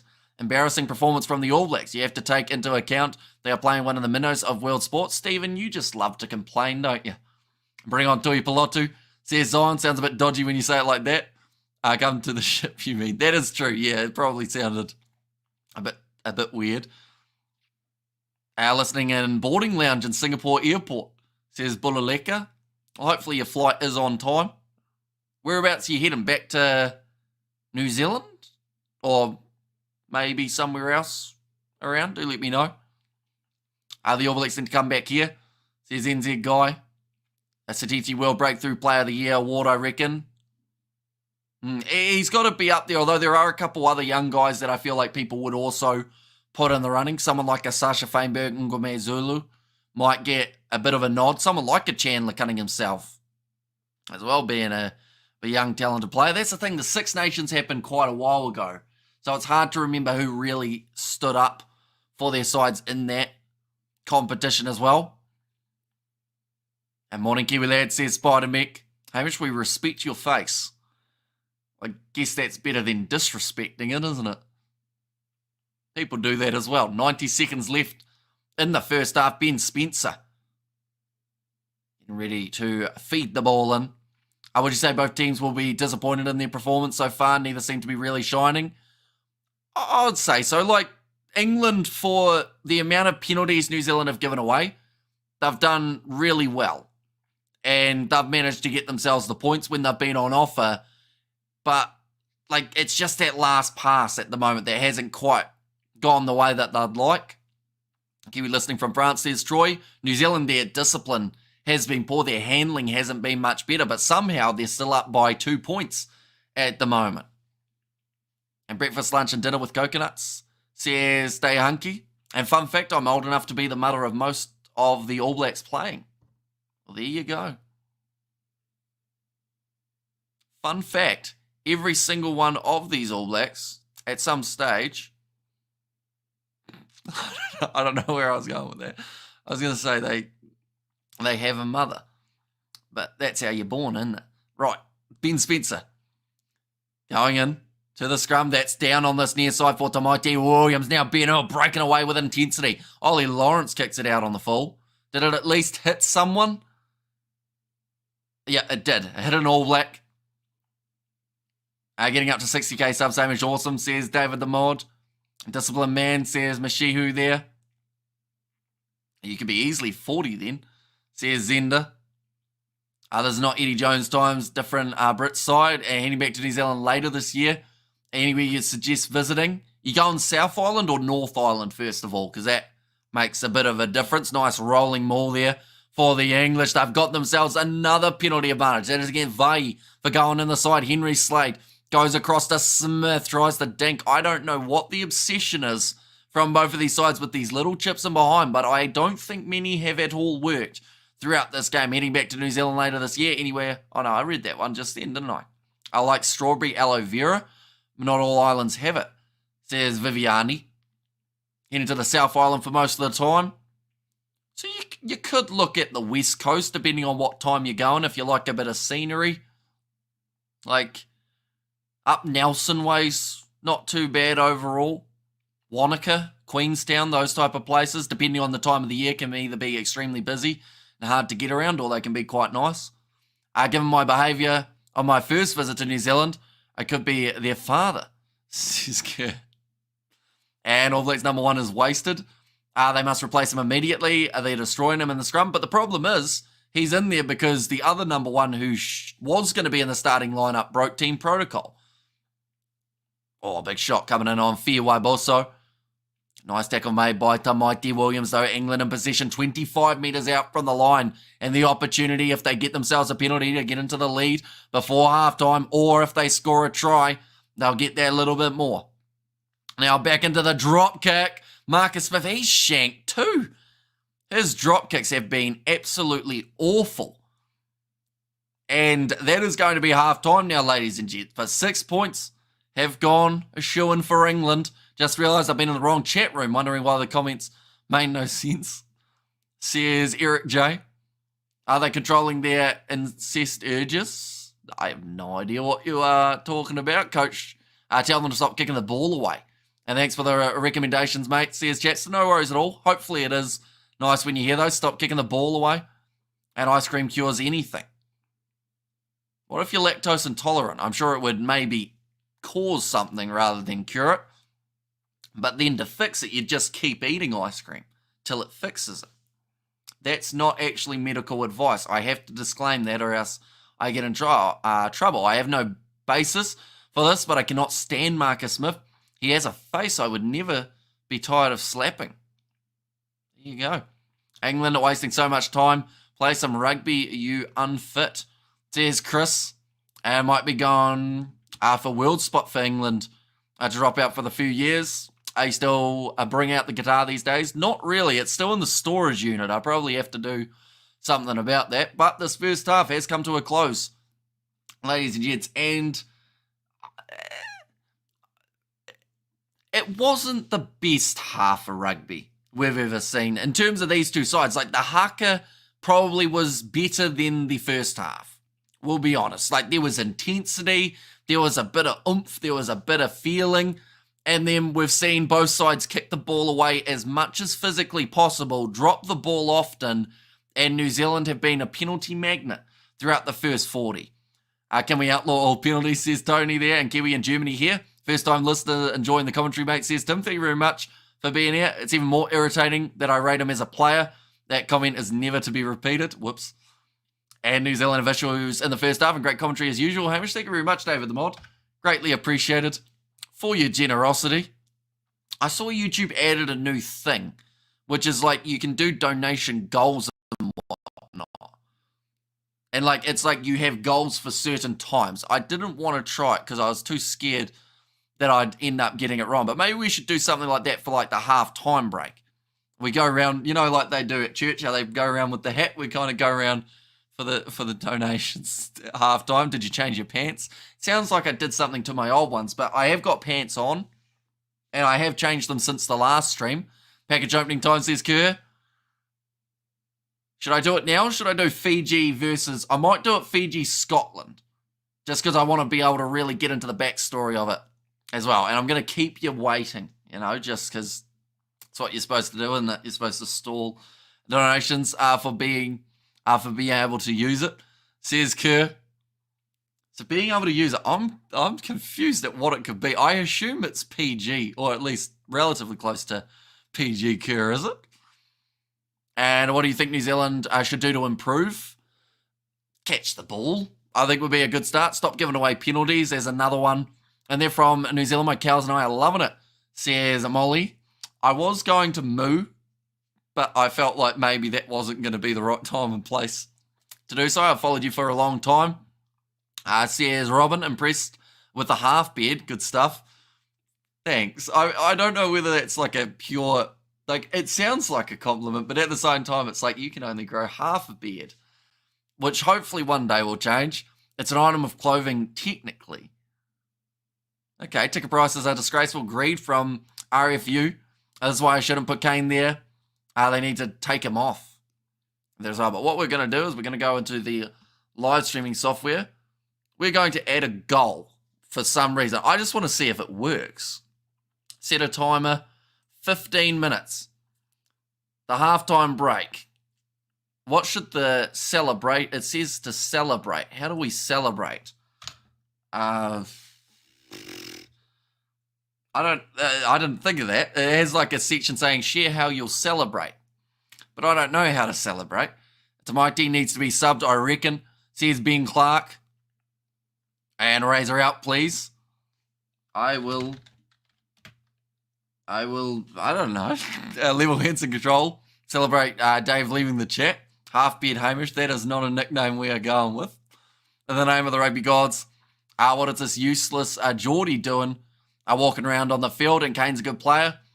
We looked better last week. And also, I wear a merkin on my head. And the money is going to good.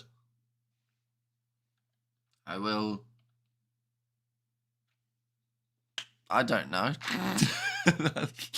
I don't know. Celebrate by dancing or something like that, says Chapster.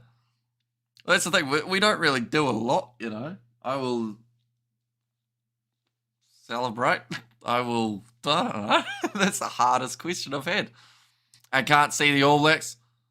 I will be impressed. There we go. Impressed. There we go. We will start that goal. I don't expect anyone to click on it. I just want to know what it looks like in the chat.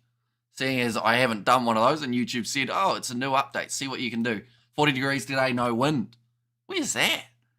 That's very hot. ABs, where'd that go? The ABs are struggling, giving away too many penalties and potentially getting Simbin. May cost ABs the win. Please tighten up the discipline. Yeah, like England had plenty of opportunities out in front to be able to add those 3 points. And overall, they've done pretty well. Geordie is either as useless as everybody thinks or he's still injured, likely both. There's 2M. And should England be banned from world sport? Do they have anything to offer? They have a lot to offer. Stephen, you just don't like them. LS forwards are getting mentioned so far, or hardly getting mentioned. Get busy. Yeah, see, the only man that I've really seen out of the loose forwards is Wallace Satiti. He's actually had a really good game so far. But, like, Savia, we haven't seen a huge amount of. Kane, like, he started off with the ball at one point, and come on, All Blacks, geez. Is this the teal one? I think so. That's the thing. I don't actually know what it says. But thank you very much, Kerr. I'll have to quickly have a look. Oh, so now it comes up with 1 out of 10. That's fancy, isn't it? How many off-the-ball tackles are New Zealand allowed before a card is given? Yeah, they've had a few too many ill-disciplined moments throughout this half so far. And French Toast is bringing stringing bacon for brekkie. It was a bit of a tongue twister, wasn't it? When is the next time the All Blacks play on home territory? Next year. I believe in the July internationals. Actually, no. It's probably later than that. It might be the Rugby Championship. The next time we see them in New Zealand. See maybe 3 changes in the second half, says Benjamin. Yeah, in terms of players who did go well, though, like for New Zealand, Satiti, I think, has had a solid start to this game. Safa Moore has actually looked really good off the bench, which is good news for New Zealand. Losing Cody Taylor early was the last thing that they wanted. In terms of England's starting lineup, I think that we're seeing some nice work from Fiwa Boso, although he hasn't had too much of the ball. Maro Atoje has had a few good moments. And we have got there, woohoo, 2 out of 10. Surely we can achieve 10 before the second half, says Kerr. Yeah, I think it has like a 15-minute timer or something like that. So you are doing extremely well, single-handedly. Putting it together, Kerr, is greatly appreciated. Scott Barrett is the type of guy. He's poor disciplines in the past, like many. He is the captain of the ship. Look at Japan game last week. Not a single card and not many penalties.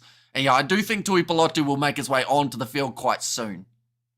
Because, like, I don't want to be too critical of Tupavai. Like, at the end of the day, it is his first game in a very long time. But at the same time, I feel like it has been a little bit under par. Am I the only one getting ads over the comments? And I delete it, the messages. Then I delete it, the messages stop. Am I the only one getting ads over the comments? Then I delete it. Is that like the thing about 2 out of 10? Or is it like an ad? Like as in like a company advertising? Andre. It's hot here. Dr. Rassi is busy, says Robin. He'll be looking forward to next week, that is for sure. How long can the brothers still play together? Says Martin. It's a good question because, like, you know, the All Blacks as a whole in this game, like, they are, I believe, very lucky to be in the lead. And it's only because England are going for 3s rather than 7s that the All Blacks are still leading. If you ever want to come to Joburg to watch rugby, our home is yours, says Robert. Yeah, it would be pretty awesome to go to South Africa to watch a whole heap of games of rugby. I'm not sure what time of year would be best to do it. Peacock streaming the game and no commentators calling the game, says Fussy. That's a bit weird that they haven't got any form of commentary on that one. And Hamish, where do you pick the ABs, or where do you think the ABs need to pick up? I think it is 100% just doing the basics right, getting the ball in hands, and then also, like, there's actually quite a lot. Stop kicking the ball away with those little chips, because none of them have worked, and I don't think they will throughout this game. The discipline needs to come a long way in the second half. Have you ever bought the All Blacks tour package to watch the game? I have not, no. And what time does the stream start for the Fijians versus Scotland game? 1 hour and 20 minutes is when that one is going to be firing up. And that English backline is putting in overtime. I'm getting ads, says David. Like, over the chat. And 3 and counting, I feel as a minimum everyone else can hit the like button. Says Kurt in there as well. Thank you very much, mate. I'll be honest, I did not anticipate you having to go 10 from 10, although 3 from 10 is still enough in some regards. I just find it like, oh, you get likes on the comments again. That's another thing that they already had, wasn't it? That you can like donations. I'm so unhip. Like, when it comes to YouTube, the thing is, we have done this for about 4 years, and I still don't know how YouTube works. I just click buttons and hope that we are live, and sometimes we are. I've even gone live on the wrong live stream before. YouTube wants you to pay to prevent ads from popping up. Mate, I'm injured, or sorry, I'm worried Satiti will hit fatigue and have an injury eventually. He could, because he works extremely hard. He goes out there, puts the body on the line. It's a company advertising. It halts the comment. Says Andre. So yeah, I think that's mid-stream ads that YouTube do put on. Won't let me give you $5. Says Fluffy, that is all right. As long as you hit that like button, that's all we're after. We've got a 5 Ron from Popia. Hopefully I've said it correctly. Is that Romanian? Popia. But thank you very much. Greatly appreciate it. I've almost been a member for 2 years. Still don't know how the gifting works, says Kerr. What time is it in New Zealand, says Peter Mason. At the moment, it is 5:12 a.m. in New Zealand. I've asked before, but I forgot the answer. What other socials are you on? Really not many. Like, we've got an Instagram. I got the donation from Jack as well. Thank you very much. You have added to the 4 out of 10, the goal thingy that we're trying to learn how it works, but greatly appreciated, Jack, for your generosity. It's silly season, so ads on YouTube, it's gone ballistic here in South Africa, says Albert. And thank you for the coverage, says Deborah. Thank you very much for being here. But yeah, pretty much it's _Kiwi_lads. We haven't posted anything on the Instagram as of yet. It means you're getting popular. They only do it streams that have certain numbers, made it seem, says Kerman. We got another one from Kerr as well. The 5 out of 10, funnily enough, the same rating as England in the first half, says Kerr. And also, Cody Taylor is getting old for rugby. Been waiting for George Bell for a while. But did you watch the Rugby Championship out of curiosity? Because, like, he had the best Rugby Championship, I almost think, out of any New Zealand player. The way that he was going, the lineouts he was in the top 10 for running meters out of every player. He was the only forward to be in that category. Geez, you guys are going for it now. Kerry Clark is at the $5 New Zealand one. Thank you very much. Greatly appreciated. And then Rodney's gone straight after with a chick bang too, alongside Kerry. But thank you very much. He is on YouTube and OnlyFans. That is not true. The only thing that we post on OnlyFans is rugby commentary, but I don't think that would sell on there very well. Put the ball in the 22 and he can finish a set piece. I'm sure Peter says Mr. All-In. At work, how was the game? Oh, how was the game so far? Says Juan Pierre Bosch. I will be completely honest. It's been a little bit lackluster, right? Because we've seen such passion during that haka and the standoff. And then both sides, like I said, they seem like they don't really want the ball in hand. They're going for the chips in behind. Tuipulotu needs more running. Says Fussy there. 2 cents dad, probably give the ref a 12 out of 20. Says Gus. Has the Pommy halfback been okay? He's gone all right, Ben Spencer. I don't think he's really done too much wrong. Like, he hasn't hugely stood out. Like, we haven't seen him run the ball around the side or anything along those lines. But he's done what he's had to. You know, like, it's decent. Overall, cheers, mate, says Juan Pierre Bosch. No worries at all. All Blacks need skills and strategic game plan. Says Lee C. Okay, they're just saying there. Oh, they're saying ball in hand. They think they can score some points for the All Blacks. What happens when you reach the goal? Says Kurt. I honestly don't know. I don't know if, like, big things come up on YouTube and, like, a whole heap of fireworks go off or anything like that. But, like, yeah, this is honestly, the first that I heard of it was yesterday. And I was like, oh, I might try it and see if it works. And, yeah, I have no idea what happens if it goes. Like, I don't know if YouTube do, like, a big celebratory, like, thing. Or whether it's, like, just the creator who has to do it, if that makes sense. Big half coming up, says Ben Clark. It certainly is. And England getting ready to kick this one off. Will you be shocked if England win? Says Tyrone. Not really. I think that at the moment, England, if New Zealand's discipline does not improve in the second half, England will win this game. And that's a bold call. We've got another donation there from Papaya there. Search. We're a new and young team, says Papaya in there. So I will give that. Oh, sorry. There we go. So whereabouts is your team? You're based out of Romania, I assume, Papaya. Hopefully the rugby is going very well for you. But kicked off second half, England. Can they get those couple points back? And we've got, how annoying would it be? It was just a left on 9 out of 10, Eek. Says Gareth, thank you very much, mate. Greatly appreciated once again. And in the morning, says Lee C.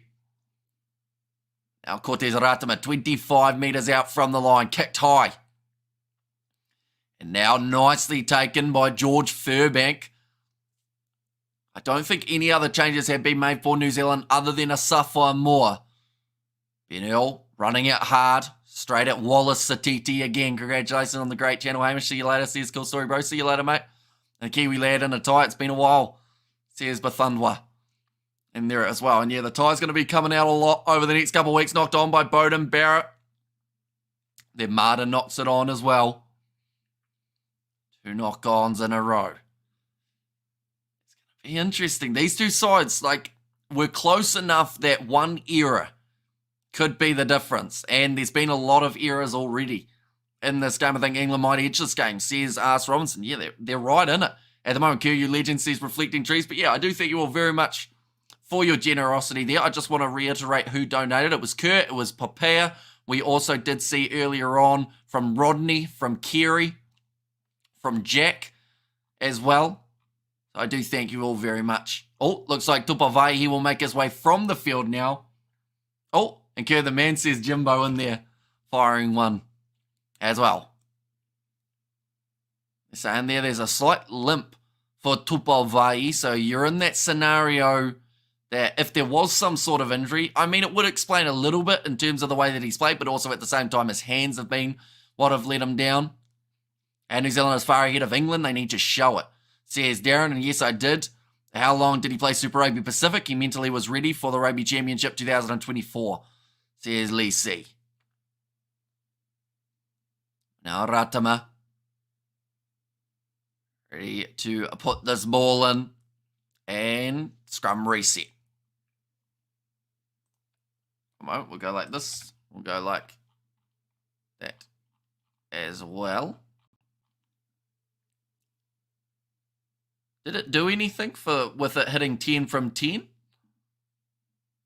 I don't think it did. It didn't, unless it's because the time isn't up yet. Hopefully at the end of the time it's going to do something fun. And go the box, says Corne. I would have loved to donate, but brandy prices went up in South Africa. We are preparing for civil war. Says Martin, there's no worries at all. Anyone who is new or just wants to hit that like button, be sure to do so. We're going to be back for Scotland versus Fiji just around the corner. And yes, it did, says Reflecting Trees there. But now the All Blacks. Clark hits it up. 45 metres from their line. Ratama goes across to Bowden Barrett. Skip past there. Jordan. Rush defence from Tommy Freeman. Ball bounces back to Lear. Has to clean it up. A lot of intent coming from the English here. Kiwi Fitness will show in 20 minutes. There was confetti in the chat. Oh, that's quite cool. I missed it, unfortunately. Now back into the pocket again. Ratama goes to Bowden Barrett.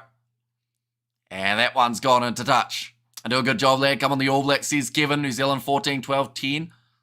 And Munster going to be hammered by the AB's XV. I wouldn't guarantee it. Like, that All Blacks XV side is looking very strong. But Munster have some great players. Peter O'Mahony, Gavin Coombs is in there. Mike Haley, Billy Burns playing number 10. Be interesting to see how he goes. That ball's loosed. Slap back onto the side of the All Blacks. Wallace Satiti is there. And tackled by Smith. All in off his feet there for a suffer more, but Marua Toje dove or kind of moved out of the way. Kicked him behind from Bowden Barrett again. Now, kick towards the touchline from Tommy Freeman. He gets the ball out. Are we going to see some sort of calmness around the side now that Tui Pelotu is out there on the field? You're going to cover the Munster game, says Manny M. We are going to let you know what the score is during the Fiji versus Scotland one. England D has been good till now. Going to keep it up for another 40 minutes, says Thuds. Big tackle onto Leah by was Beno again. Satiti running hard, finds the offload. Tui Pelotu almost went through. New Zealand now going to the short side. Interception by Marcus Smith. It's going to be a foot race. He will be caught. Finds the pass though. Fiwa Bosso scores the try for the English. The mistake, there was a bit of a, I guess you could say, a miscommunication to Mighty Williams in the way. Ratama hesitated, and in that time, Marcus Smith got in the way, managed to get the interception, runs almost the full length of the field, gets the passes away, and Fiwa Bosso to finish the job. 7 international caps, 5 international tries. England are now in the box seat. And that will be their first try of the contest, but it was the mistake coming, just the hesitancy in the breakdown. All Blacks ending up overlapping with each other, getting in the way. And from there, England said, yep, we'll take that one. Thank you very much. Fiwa Bosso, the man who gets it. See what I mean? Smith, good player. Just looks like a prick, says Kerr. And now England strike first in the second half. That was well done, says Big Unit. And now gets the kick over as well. England leading this game at 19 points to 14. But Marcus Smith, very well done not to rush. I have to say, Rieko Ioane, his defence there, he cut across, but Will Jordan already had Smith covered. So that's when Ioane should have drifted and gone to the next man in the line, but instead committed to the wrong man. Okay, New Zealand, fight back, please, says Novmum, and bro, get Damien McKenzie on. And Bowden Barrett off, D-Mac on as he runs, passes more often than kicking away. What will raise a next move, or what will be his next move? I think that we'll see, I think it might be a change in that backline for New Zealand. We might even see Cam Roigard on for Ratama as well. And it's a tough game to be a halfback because, like, he's had a couple eras, but also I do want to say I don't think it's completely his fault. It just seems to be that there's a little bit of, I mean, to be honest, there's rust. These guys, some of them haven't played in a month. Same with England, and I think England found their rhythm a lot quicker than New Zealand have. And they're making the most of it. Mark Dallaire, short ball to Geordie Barrett, tackled early by Tom Curry. The England chants going around the ground. Now, Royga needs to come on now, says Manny M. Little bit of a counter ruck coming from Henry Slade. Ratama goes across to Satiti. Tackled low by Curry. Now back to the right again. Geordie Barrett finds Tyrell Lomax. Big shot from Maru Atoje. Counter ruck coming from Earl. Savia had a quiet game so far. A New Zealand odds $2.05 right now. We'll dump $500. That's going to be the inside ball attempted by Jordan. In fact, he hangs on to it. Going to find that next pass. Oh, about 3 All Blacks pulling their hands away, saying they don't want the pass. Sam Cane has grabbed it though. Now inside ball to Barrett. Now big crashing run from Will Jordan, putting in the hard yards. Quick hands from Barrett. Finds Satiti. 40 metres out from the line. Nice phase play. Oh, Bowden Barrett's kicked the ball away. And he hasn't even found the touchline, which is what he was going for. Instead, he's going to find the dead ball line. Get McKenzie on now. I don't know what to think of this game. Would have loved to see Ruben Love on the field, says Chapster. Although the big question is, where would you put him? Would you put him ahead of Jordan at 15? Because he's, like, he played wing in the last game, right? But he hasn't played as a starting winger throughout his whole career. So I do like that they've given him the chance for the All Blacks XV. And England got the conversion, obviously not money kicking for them. Put the boot away, the All Blacks. And South Africa wants All Blacks victory, says a Denny in there. And I need Caleb Clark's score, then I win my bet, says Harry Hone. But at the moment, they just aren't getting it out to him. They're kicking it away too early. In fact, we're hardly seeing Rieko Ioane get the ball either. It seems to be stopping at 12. The Barretts are slowing, well, they're shutting the ball down anyway for the back line between 10 and 12. I should be playing for the All Blacks, says Manny M. Keep cool, ABs. Keep to the basics. Razor picking too much Crusaders player. It's not a Crusaders team. This is New Zealand. Says Martin.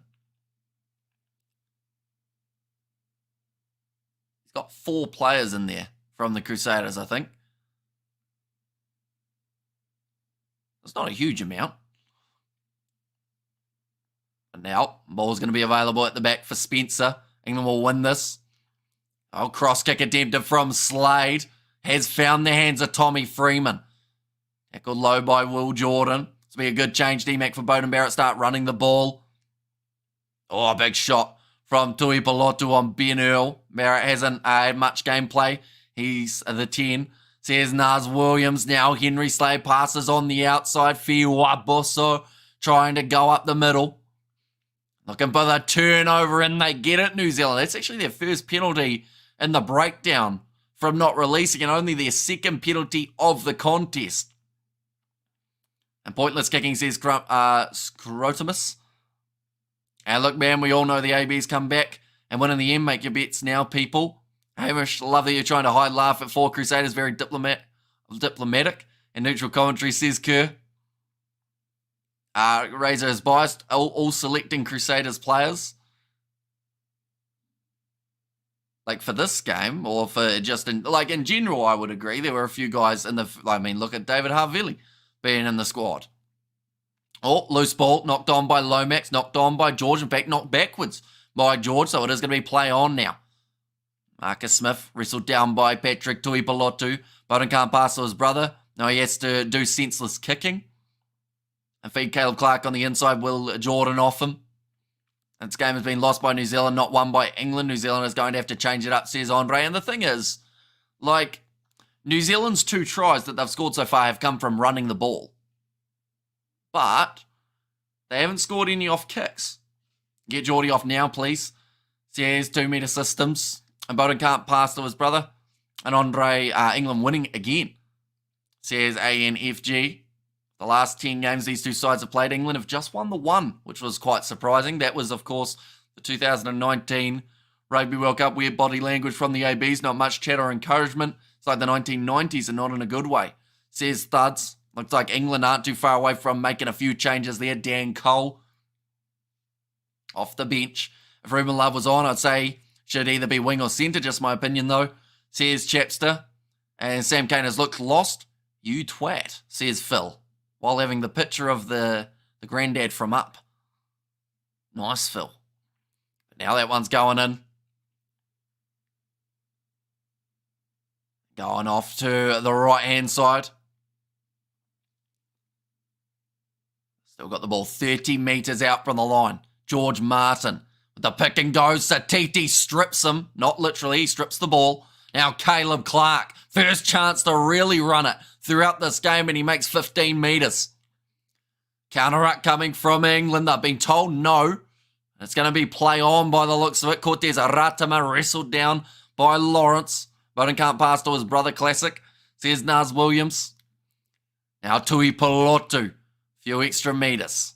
That's all the All Blacks have to do here. Just keep on getting. Oh, kick him behind from Barrett. Charged down by England, and they've got the ball back again. Nice one, Barrett. But now 28 minutes remaining. Others like auditions for the place in the job centre lineup. Says Kerr. See, I think for this game, what I would do, and I'm not the coach, and I'm glad I'm not, but I think they've got to do what they did a little bit with last week. And I would take Sam Cane off, move Savia to 7, put Satiti to 8, and bring on Sama Penny Finau for a bit of physicality out there on the field. But not so much physicality that he goes and clotheslines someone. What position is best for Artie doesn't matter. He has to play only 3 every match, says Gareth. Hold the ball, New Zealand says as. Looks like Will Stewart, he will make his way from the field. Roygaard on, hat-trick, easy win, no problem. What is the time on the game at the moment? We are 52 minutes and 40 seconds through. It will be Finn Baxter on for Ellis Genge, and then Jamie George off for Theo Dan. So England emptying their front row early here. Who was your favourite player this season? Who was your favourite player of all time, says Jack. So, I mean, I've really enjoyed watching Satiti this year for the All Blacks in terms of the way that he's been able to grow. He was great throughout Super Rugby. Overthrown line out there. Oh, Barrett can't quite clean it up. Earl now going across there. Quick hands. Knock on from Henry Slade. No, ref says it's backwards. Will we play on now? On across George Martin to Marcus Smith. Another kick in behind. Jordan has to cover. It's the 50-22 after the knock on. And it will now be England who have got themselves the line out.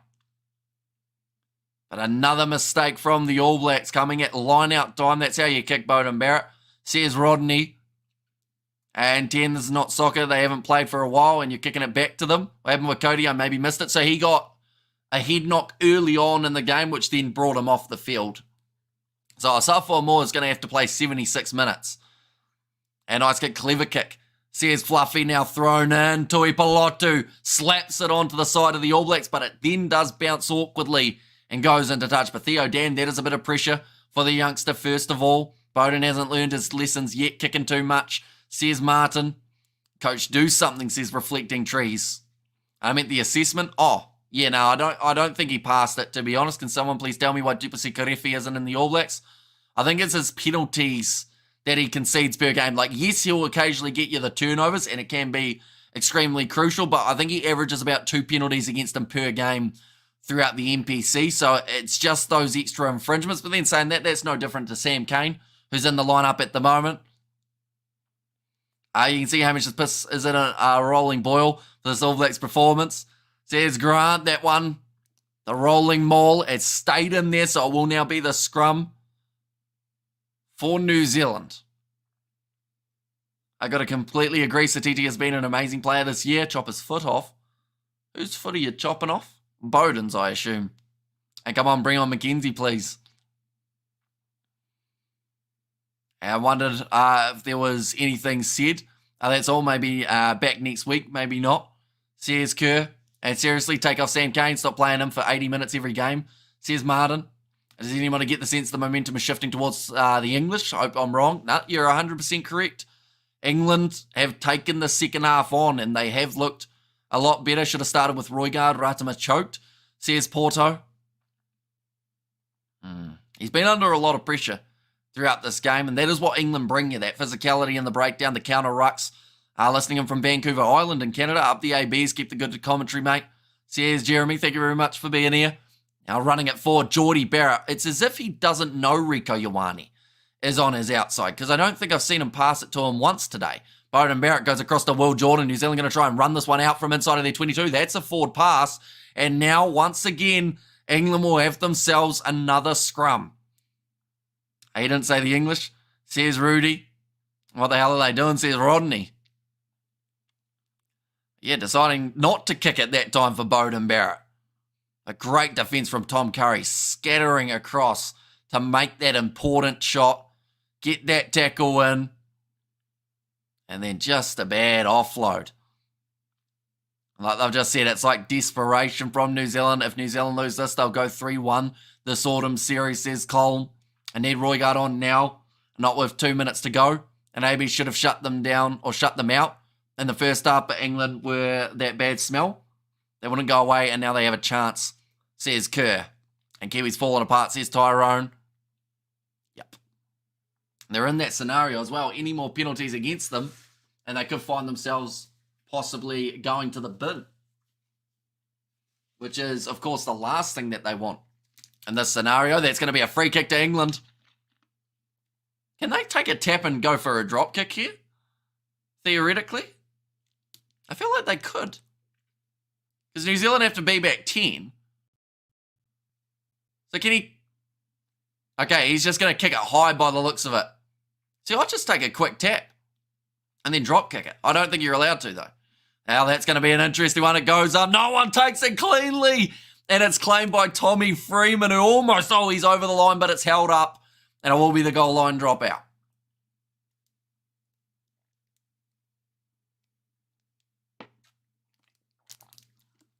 And that's a great moment for the All Blacks in terms of getting out from 5 metres away from their line. Oh, Beauden Barrett. It's a bit of a dirty shot on Henry Slade. And now, what are they doing now? They've gone short, and luckily for the ABs, they've still got the ball. But that was extremely close to losing it only 10 metres out from their line. Beauden Barrett this time clears, but doesn't find touch. Now, here comes George Verbank. Passes across to Marcus Smith. Good defence from Sam Cane. Spencer goes to Finn Baxter. Quick hands. That's a deliberate knockdown from Caleb Clark. This could be the yellow that we were speaking of. Here comes Ben Earl. 30 metres out. Spencer goes back across. Atoje, that ball's lost. The advantage is over. And here goes a Safwa Moore. A player down for England. It's all kicking off. Beauden Barrett goes to Geordie. He passes to Caleb Clark, who pins his ears back, driving forward, gets it away to Beauden Barrett. And that will be the try for New Zealand.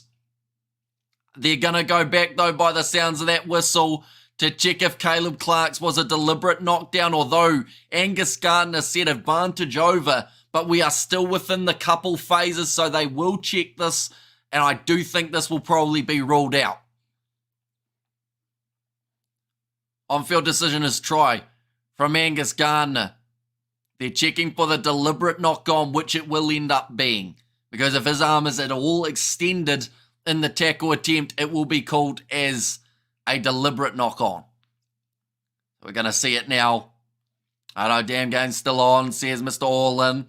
Card for Clark Muppet, says Jeremy there. We're going to see it now. Yeah, the arm is extended. Yeah, and that might even be debatably a yellow by the sounds of it for Caleb Clark. No try, maybe it's definitely not a try for Beauden Barrett and New Zealand. So what happens if there is a knock-on? So a knock-on would have been play-on because they did play the advantage for the knock-on, but because it's a deliberate knock-on, it becomes a penalising situation rather than just a short advantage, if that makes sense. The advantage rule in rugby is way too long, says SST Cup, although the advantage for the knock-on was initially over, but Gardner here has had the TMO come in, and they're going to call it as a deliberate knock-on. It's a no try, just a penalty. Very lucky for Caleb Clark. What on earth is Beauden doing? This is all beaches of him. Sorry, but we need a complete 10. Can't even play rugby. 101 says Oswald. So it is going to be a no try. Razor, is he going to make some changes? 20 minutes there, finally some chaos rugby. No yellow ref is a cheat, says Mr. Marmite. And ABs look awful. Yeah, this has been, I would say, their worst performance of 2024 under Scott Robertson so far. But can they change it? Last 20 minutes, they're still in the game, but England will go for the 3 points, I would assume, and get a lead of 8.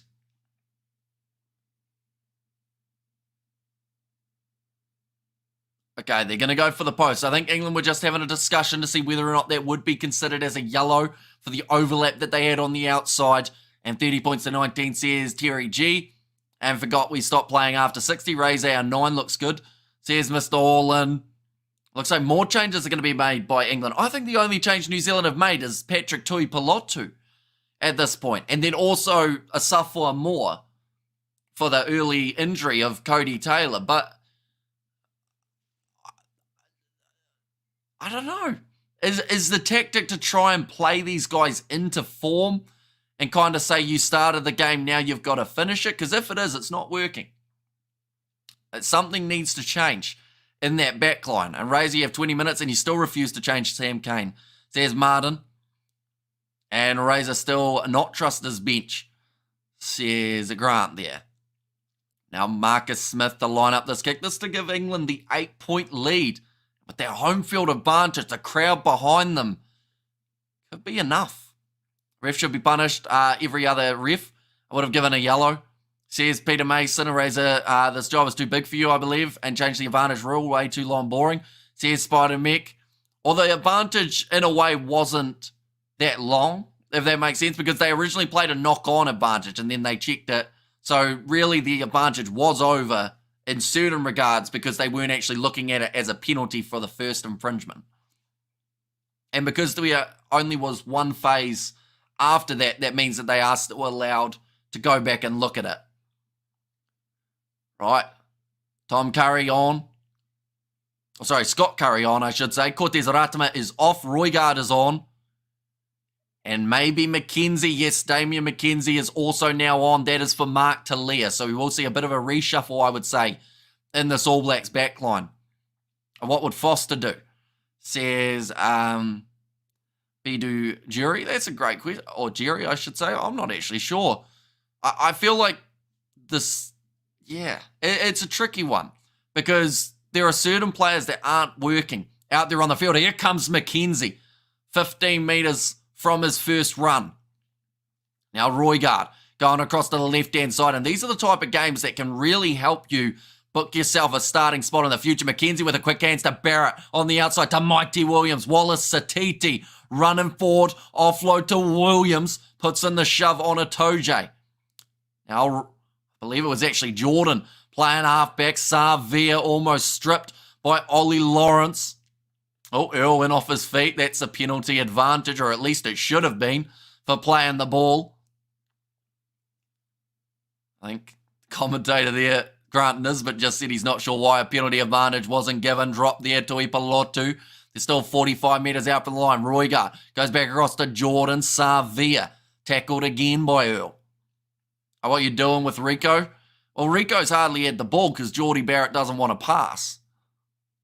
Now back across, Roygaard finds Barrett inside ball to Tyrell Lomax, offloaded to Roygaard, his Hurricanes teammate, setting the ball. Jordan plays half, goes back across to Rico Ioane, ball on the outside to Wallace Satiti, moving up to 25 metres out. Good phase play from New Zealand here. Oh, but England get the penalty, and it's Scott Curry who was over the ball. If, say, this is England's game, I'm not very confident with New Zealand on this. So many mistakes from New Zealand. And D-Max playing in the wing position, says Martin. I don't believe so. I think he's actually playing more of a first receiver role. So I would say what has happened is they've gone Damian McKenzie to 10, Beauden Barrett to 15, Will Jordan to 14. Is the most likely scenario. Need to score soon, says FNL. It's so frustrating to watch the All Blacks this season, mate, says Ben Clark, and penalty was rubbing salt into the wound, says Eric J. Definitely when they didn't get one, a couple breakdowns beforehand for Earl off his feet, but they have to play the way that it lies. They have to try and change this momentum. Another mistake, says Graggle. Alt subs 9 and 10 for England. They're taking off Marcus Smith. This seems bold, but I guess when you got George Ford out there, I actually would have... Oh, there's a neck roll from Mighty Williams as well. I don't think it's enough to be a yellow card. So far from Wallace Satiti, we've seen 11 carries, 99 metres made, 9 tackles made and 3 tackle breaks.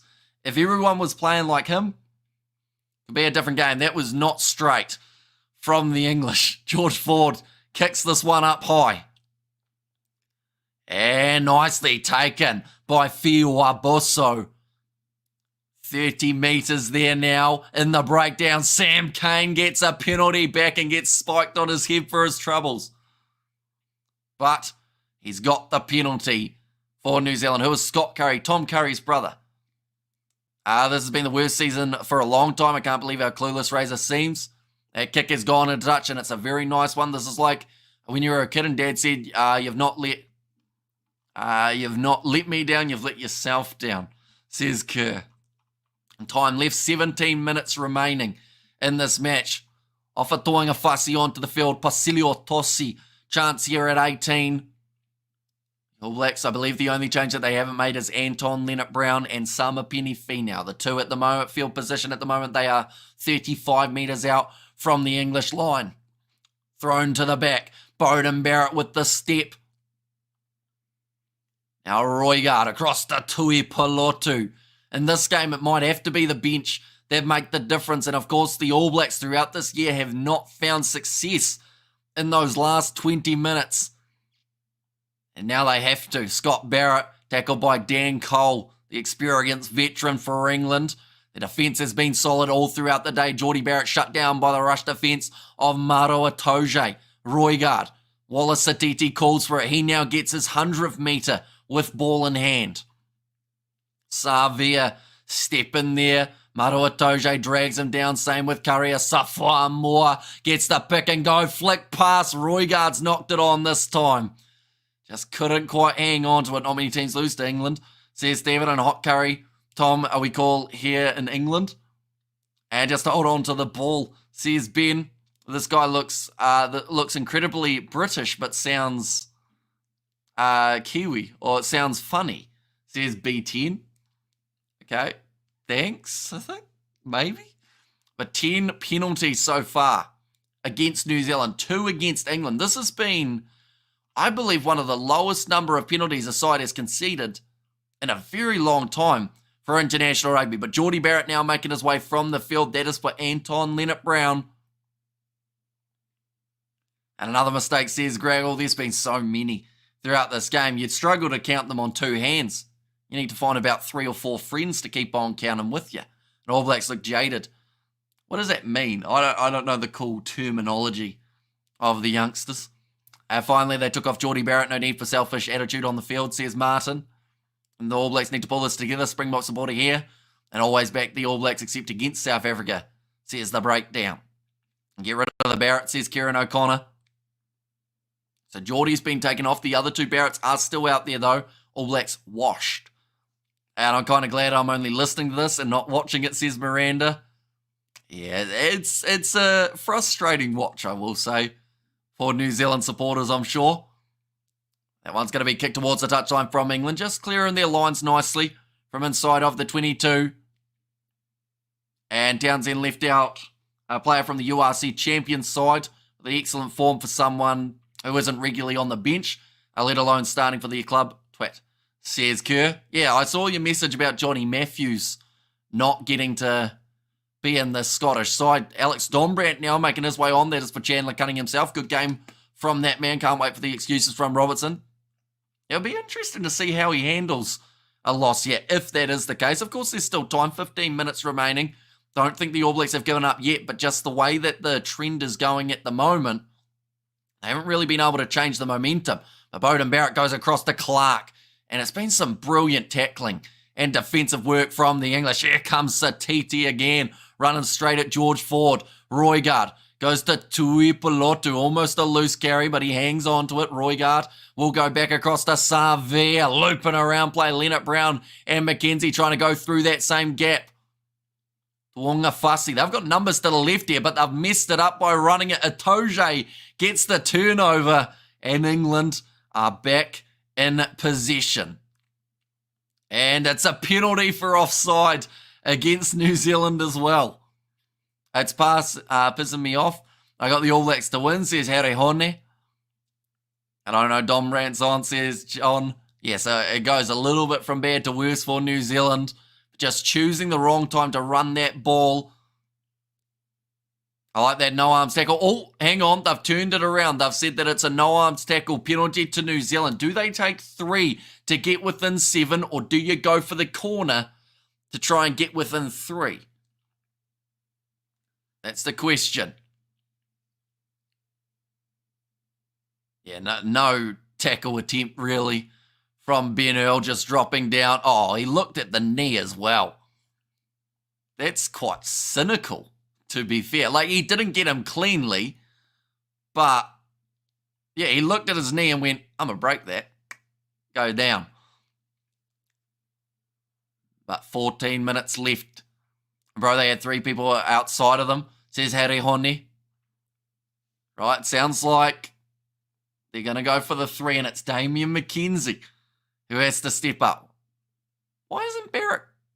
Isn't Barrett kicked the rest of this game? Why isn't he kicking this one? It's about 30 metres out. Barrett is currently 2 from 2. Now they're switching to McKenzie off the tee.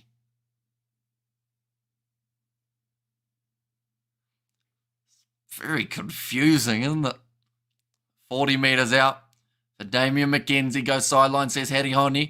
McKenzie will bottle this kick, but the question is, why is he taking it in the first place? Like, Beauden Barrett, 2 from 2.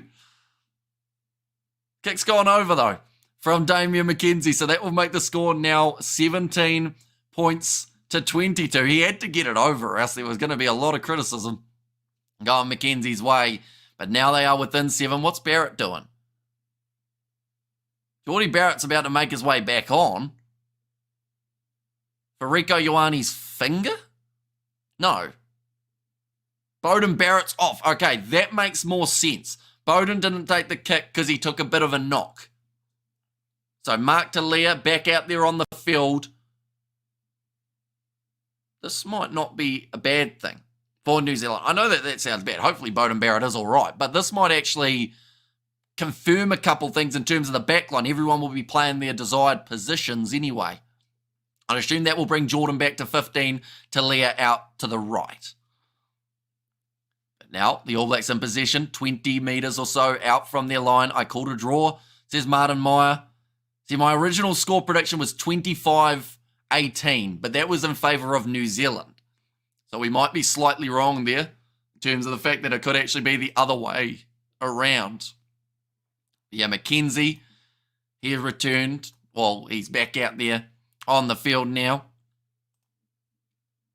We will go like that, and we will go like that. At the moment, England are still considered favourites for this one, ladies and gents, which is understandable. They are up by 5. Lots of injuries, lots of mistake. I knew England would be a handful, says Graggle, nicely claimed, and they will look for the rolling maul, which has now been sacked legally by New Zealand. Running around the side. Big attack and run from Theo Dan.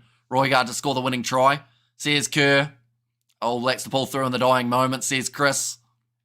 It's going to be kicked high. Fiwa Bosso, he's just knocked it on. If he had taken that one cleanly, England would have been on the front foot yet again. Roygaard back into the pocket to Damian McKenzie. They're going to use their backline here. Talia with the no-look pass. Rieko Ioane with the forward pass.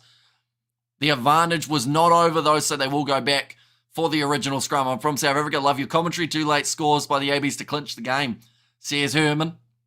And 25-25 was a pre-match shout. Definitely on now.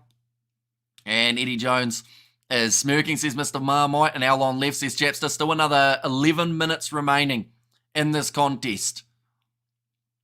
And my goodness, I'll take a draw right now because we are playing like mugs.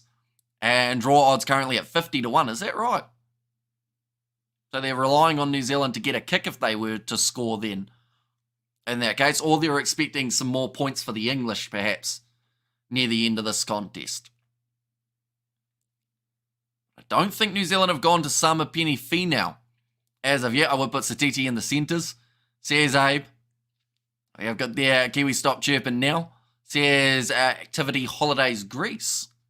And there, hopefully the weather's nice in Greece at the moment. England in front. When did this happen? I thought the ABs would be at least 15 points up by now, says Joke there. A big scrum from the All Blacks. They get themselves the pin. Oh, Roygaard thought about a quick tap, then remembered where he was Realise that this is a very important moment in the game and managed to just pull out in time of taking the quick tap. Roygaard yelling at his fullback, telling them to push with everything that they've got. And now McKenzie does find the touchline. New Zealand inside of England's territory. 10 minutes remaining. Can they put something together here, New Zealand? At Allianz Stadium, formerly known as Twickenham, which we're going to call it Twickenham anyway. Angus Gardner, let's get his act together, stop abusing his rights as referee, says Suzanne. Gone over the top, line out throw, unsuccessful. England back in possession. Now they are hanging on to the ball at the moment. Going to be rolling this one back. And he'll go high, the youngster Harry Randall, up and under. Fiuai Bosso has been great under the high ball, but this time it's Caleb Clark who's managed to get it. Counter-ruck coming from the English. Roygaard protecting well. Goes to McKenzie, who will fire this one high and sideways. Talia coming up for it. Takes it beautifully, but has the ball stripped, knocked on by England. Position for New Zealand. Now Toje off his feet. Oh, it's going to be play on. Will Jordan goes across to McKenzie, slings it across to Caleb Clark out in front of Satiti. And he was just in touch, so they will go back for the original knock-on. Unforgivable error come on the All Blacks, says the breakdown and blew their chance on the last line out. Amoa must be knackered, says Greg. Yeah, he certainly wouldn't have been expecting to play 40 minutes, let alone 76 for this game. But that sometimes happens with the head knocker, Taylor. Bowden Barrett also off the field at the moment with the head knock. What does that do to the All Blacks lineup up against the Irish next week? Seriously, we need a new fly half. I hope Plummer gets time versus Italy. It's a case of work with what you have, not who's good or not, says Lee C. And a World Cup type of game, says Irvin. And another poor performance from the All Blacks, says CH. Now, 8 minutes remaining. Razor is on his feet. He's loosening his belt. Not sure what's happening after the game. But Roygaard ready to feed the scrum. They need the Ox. And Ireland will smash New Zealand next week. Silly mistakes will cost them the game. Says Mashihu there. That's why he doesn't play. His throws are bad. Says Abe. Now, can New Zealand get another strong scrum? Yes, they can. Basilio Tossi, another advantage for the All Blacks. McKenzie in behind to Talia. Short ball to Ioane.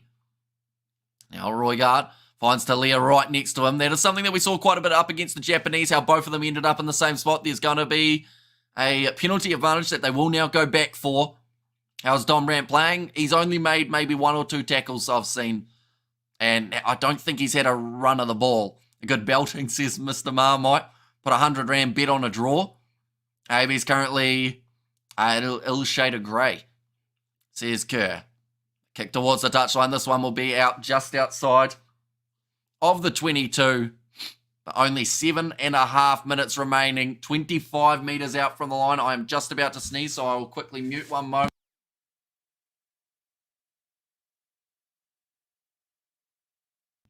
We are good. Hospitals would have a blast if this was a World Cup final, says Irwin. And come on, says Graggle. Currently 73 minutes through. Talia a little bit slow. Getting back up into the line. They've gone to the front and Tuipulotu claims it. Oh, Tuanga Fussy decides to take it to ground. A little bit risky with Maro Itoje right there. Sam Cane now hits it up. He's only ever played the English once and he lost up against them. Can he change it here? Big run from Amua. They're 22 metres out from the line. England's discipline has started getting a little bit worse. Oh, that was almost a DDT coming from Scott Curry. Roygaard goes across to Sam Cane again. Pick and go from Asafo Amua. He needs support of his forwards. They have to release him for the English. Roygaard back to McKenzie. Short ball to Rico Ioane, almost through. Out to the left again. Roygaard fends. He can't get his offload away though. England trying to get the turnovers and the breakdown. Tossi hangs on to the ball for dear life. Roigard again, goes to Sam Kane and behind Jordan, gets it away to Ioane, sells the dummy he needed to shift the ball, but he hangs on to it, and that is a knock-on from Roigard. In fact, it's going to be the advantage in the breakdown against Maru Itoje, who is just hanging on to it. He's accepting it. Almost a professional foul, you could say, from Itoje there. On his knees, holding on, saying, nah, we're not letting this one move. I said 100 grand for a moment. Says Toto Daly. The All Blacks going to go for the scrum. Yeah, they're in the middle of the field. It's a bit very often that I want ABs to win, but they need to win this. New Zealand push, says Martin. Oh, they're going to go for the quick tap and go by the looks of it. Oh, Roigard taps it. Now going across, finds Tuanga Fussy, met by Finn Baxter, who shuts him down. In fact, that time it was Dom Brandt. And we have there come on the forwards. Says reflecting trees. Currently 5 minutes remaining here. Savia. This game is not done. Even if New Zealand were to score now, England would still have time for a counter. Or at least a chance of one. Safua more in off his feet there for Benel. Another infringement from England just out from their line. McKenzie passes out to Jordan. One more to Talia. He will look towards the corner and he scores it. Mark Talia. And that is a sensational finish from Mark Talia. 2 in a row for that man. Well, not 2 in a row because Jordan scored in between. But the try coming in the 75th. New Zealand back in it, and this is a tough kick from the sideline for McKenzie, but if he can get it over, New Zealand would take the lead. But McKenzie, great passing through the hands. Talia, he had no right to score that. There were 4 English defenders trying to stop him. He spins out a Ford, spins out a Randall, and Freeman couldn't put him out. Now 4 minutes remaining. 22 to 22. 18 seconds left for Damien Messendon. What is that name? McKenzie. Does anyone have the last name Messendon? I don't know if that's an actual name. It's kind of a cool name, to be fair. McKenzie now lining up this kick from the touchline, and he's got it over for the All Blacks. What a kick from McKenzie. 24-22. Talia going into the Viagra business, says Kerr. But now, 3.5 minutes remaining. The game is not over. McKenzie sold as if he was going to kick, but unlike Barrett, he didn't. He passed it out wide, and that is a finish and a half from Talia. They've kicked off short, slapped back by England. They've got possession here. And if New Zealand give away a penalty, it'll be back in the court of the English. Now, 40 metres out. George Ford going across. England using their backline. That is a hit and a half from Patrick Tuipulotu. He's made a big difference here. Fiji versus Scotland. We are covering it straight after this game, so be sure to stick around for that one. Randall goes back across to Ford. Ooh, that was a no-arms tackle, was it? From Anton Leonard-Brown. The crowd are not happy about it. Randall goes back across, sells the dummy, looks for the pass. Caleb Clark is there, was Fiwa Bosso. Tackle without the ball. Roigard looks to send it as far downfield as he can, but they'll go back for the English penalty. And it's going to be a yellow card for New Zealand. I think it's Anton Leonard-Brown for a no-arms tackle. No, sorry, taking out the man. I'm not actually sure who that one was for, but it was whoever tackled Fiwa Bosso. It is Anton Leonard-Brown. Oh, and they want to check something in the middle of the field as well. Yeah, tackle off the ball, and he actually did a shoulder charge just beforehand for Leonard-Brown. Yeah, that one's bad for Leonard-Brown, but he's already got a yellow card. It's just whether or not he's got a suspension to go with it. And George Ford is going to win this game for England. See, I don't really understand this part of it. They're going upstairs to look at something that he's got a yellow card. So surely the referee or the TMO can check that anyway while he's off the field. So I don't see why we've got to spend 2 minutes looking at something that he's already been, like they're going to check it anyway, if that makes sense. because he's already off the field. Like, so it's not going to be a straight red. It's possibly going to be a yellow, which he already has. He's upright coming down, they've said. He can be cited afterwards. Yeah, but like he's got the yellow. So like they can check that during that time anyway. You know?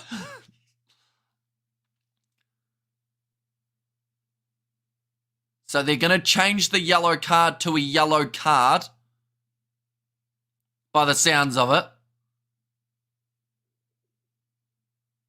I think that's what they've said. They're changing the yellow card to a yellow card.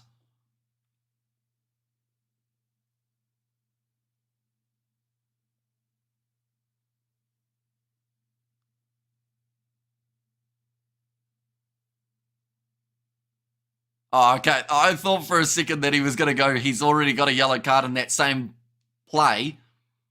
Yeah, so it's now going to be on-field review anyway for that next one. But the original penalty will remain. Can I be given the mark clearly, please, was the comment there from George Ford. He has had to think about this one for a while. If he gets this kick over, they are in the box seat once again, the English. It's going to be about 38 metres out, if not 40. So it's not a mile away.